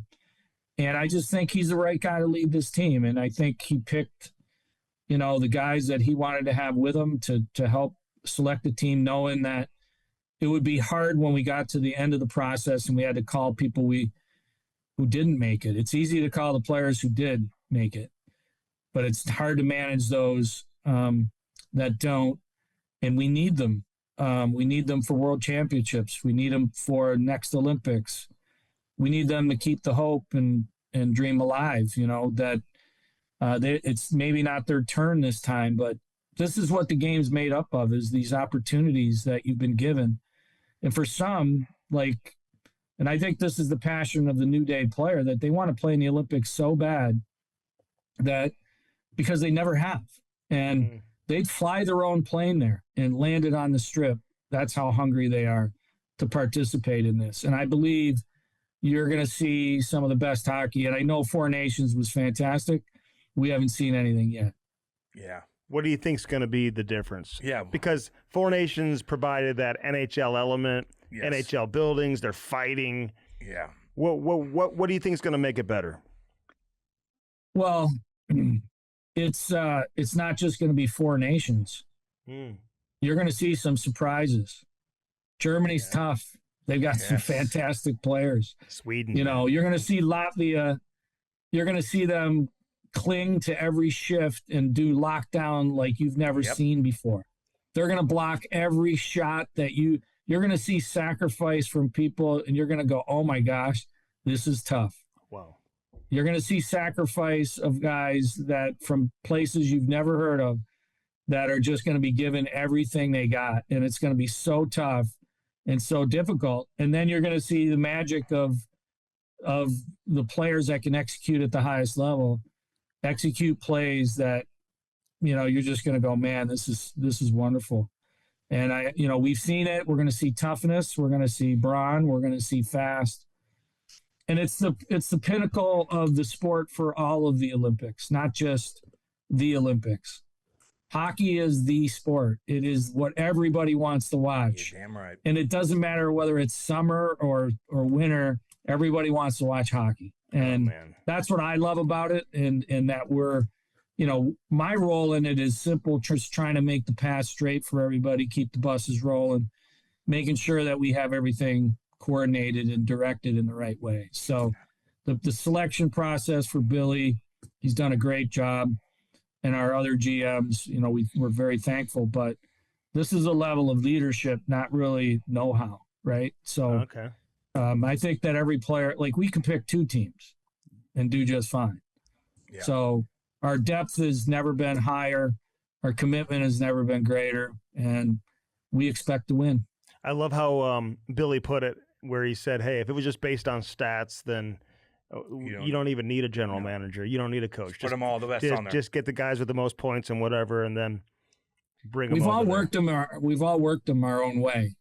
Like you can hear the conversation. Hey, what about this guy? I have a tendency to like younger players because I'm with them a lot and I see their, their gift. And I'm really for Jackson Lacombe, who had a tremendous world championship, and you saw him next to Zach Werenski, and they were like two peas in a pod. He learned so much. I think he can. And Billy's just like, yeah, bees, yeah, probably next Olympics. Well, and that's what what I'll share, because I've had private conversations with Billy, and Jackson Lacombe's going to be a U.S. Olympian. Cutter Gauthier is going to be a U.S. Olympian. And maybe it's not their time right now, but the World Cup's in 2 years, and they're going to have long international careers with the men's team, the senior team. So. Well, that's the thing. We need them to come to do that. We got a great commitment the last 2 times through. For the guys in Ottawa, for Shane Pinto and Brady and those guys that really, and Jake Sanderson had elevated their game to where they made the playoffs that year. The guys that we have from Montreal that have come, made the playoffs, and it helps you play like international hockey and playing for your country. It helps you. Now, we also know that it's long and arduous and painful, but it's the game that you signed up to play. Yep. Would you do it if people didn't pay you? God. I don't know. I mean, I know a lot of guys that would give their left leg to come back and for a couple minutes to play and just be back out there again one last time, and just for the fans and for the enthusiasm. This is a gift that it only happens for a short time, and you really got to grab onto it because your star only shines for a short period of time. Yep. But I think it sends a great message too. I mean, you mentioned the Ottawa guys and Montreal making the playoffs, but the guys who didn't make the playoffs but went to the World Championships, the Clayton Kellers and the Tage Thompsons and these guys, right? It helped their chances, I'll tell you.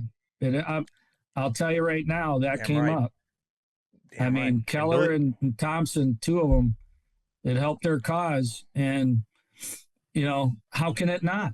How can it not? When you're there for 30 days and you see the sacrifice of other individuals, how does it not help your cause? And, during our orientation this summer when guys got together, man, it was just great to see good hockey guys get together and have some fun and not have to go out there and sacrifice, just go out and play some golf, have a couple of adult beverages together and just get together and say hi.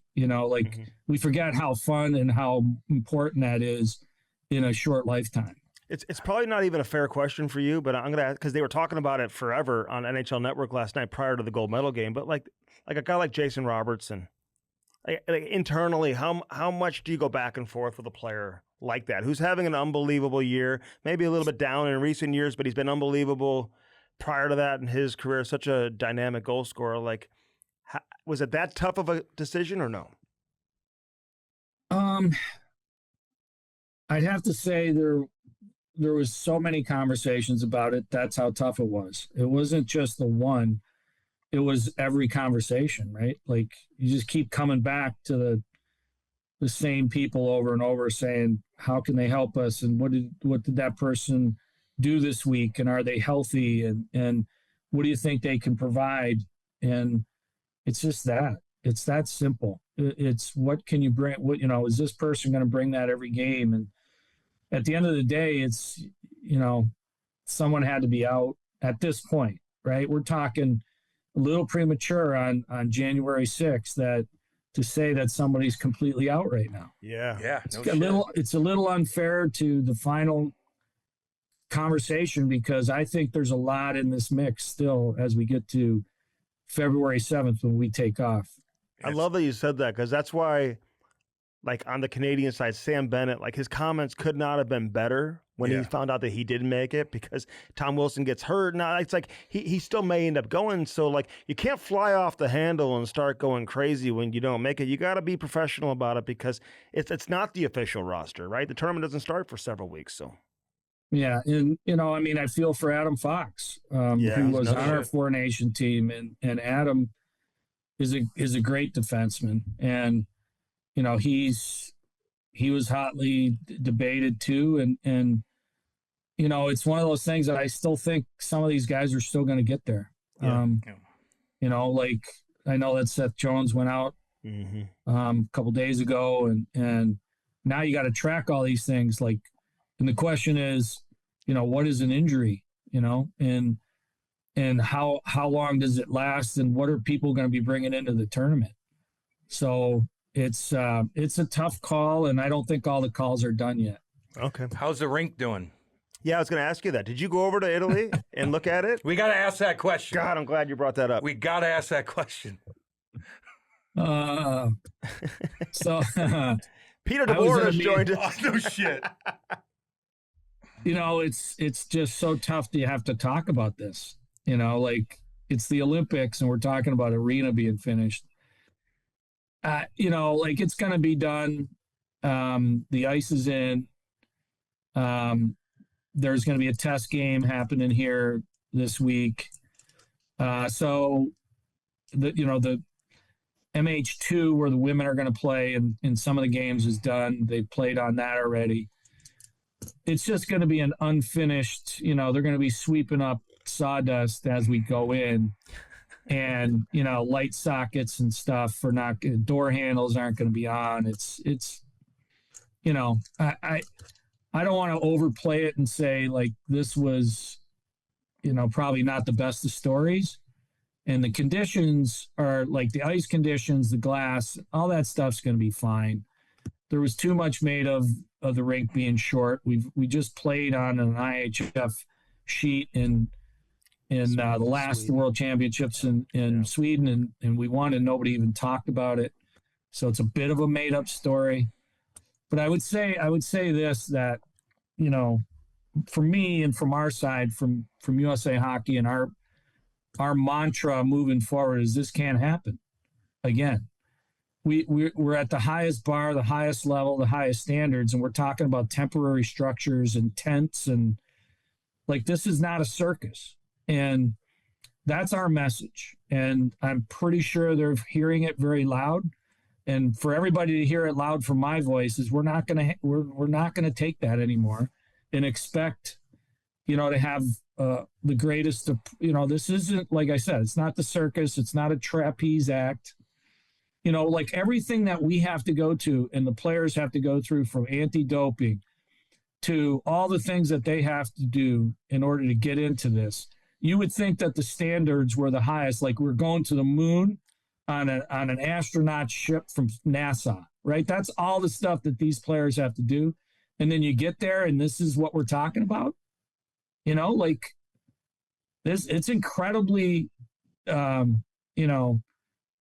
think, to the point where it's unacceptable, and it's unacceptable to the NHL. If you talk to Gary and Bill and those guys, I mean, it's a disgrace to them.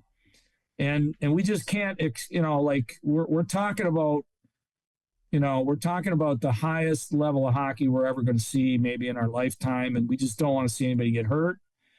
We don't want to see anything come in the way from the best. And, I just think we've, from the IOC to all the people that are out there that, there's teams of people putting things into place. We're thankful for their volunteerism, for their management, for their energy, but you just got to do it right. Damn So right you well do. said, man. Damn right you do. Listen, man, you've been great. You're awesome. Really Johnny. appreciate Damn it. All the best at the Olympics and everything you've got going on, man. USA, baby. Let's go. You ever want to get back into the NHL or no?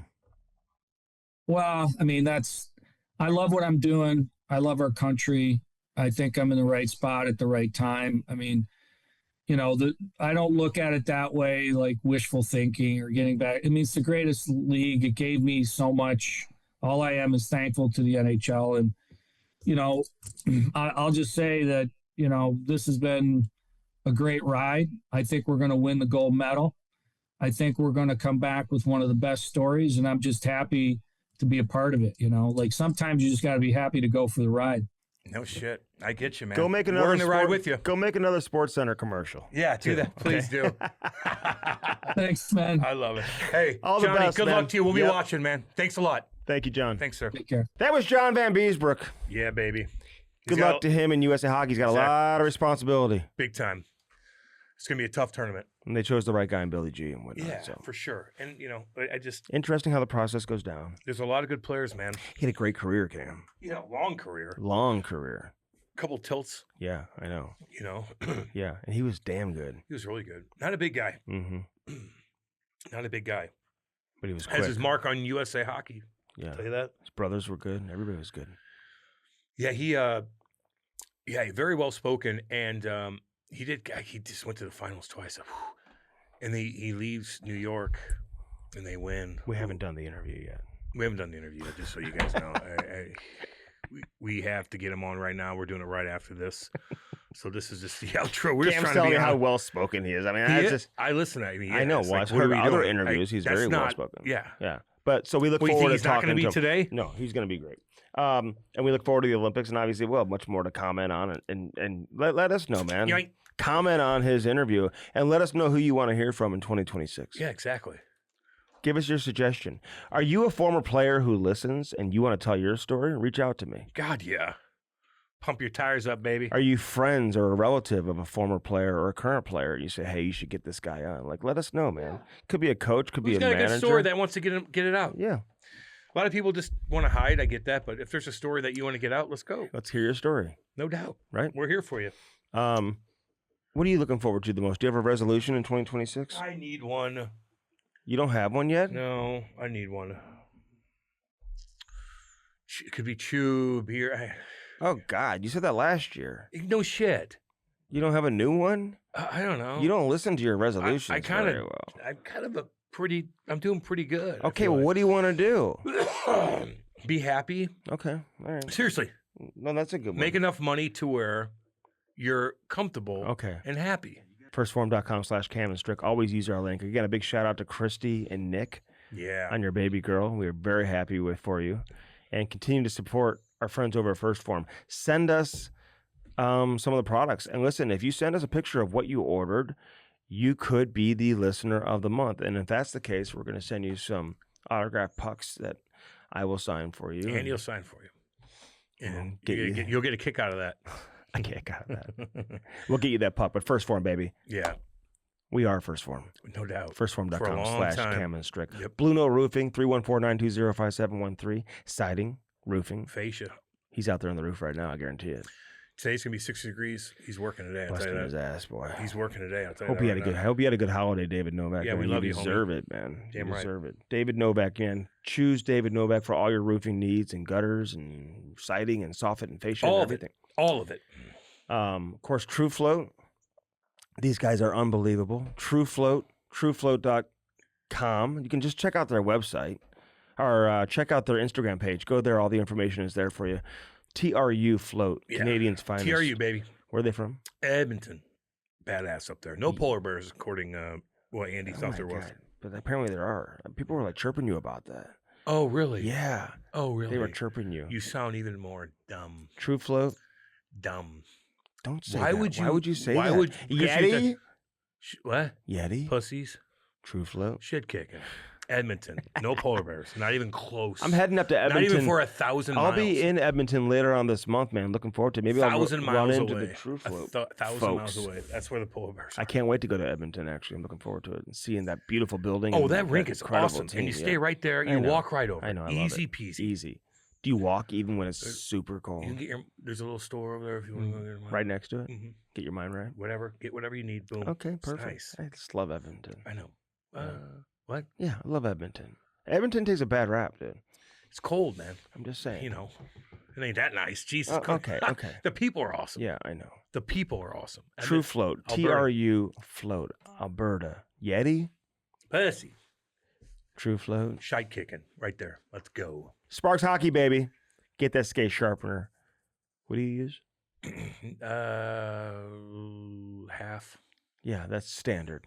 That's like what children use and everything. So it's, I'm a child. I'm a 250-pound child. I'm glad you're using that. Yeah, because I use 5/8.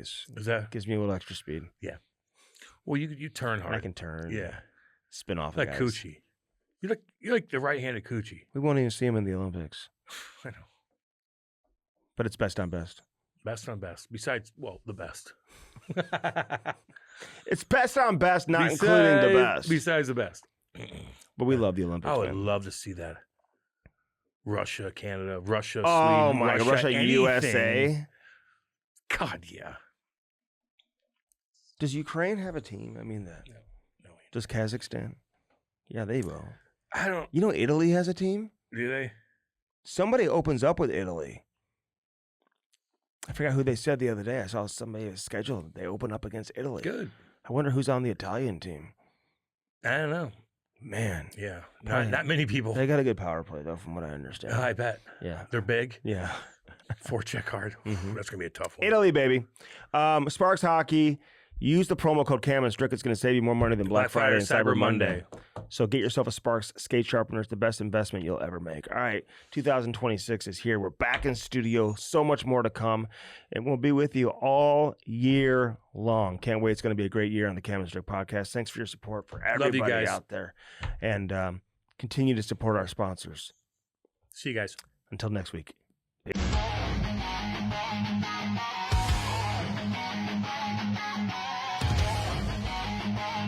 Yerk! Let's go!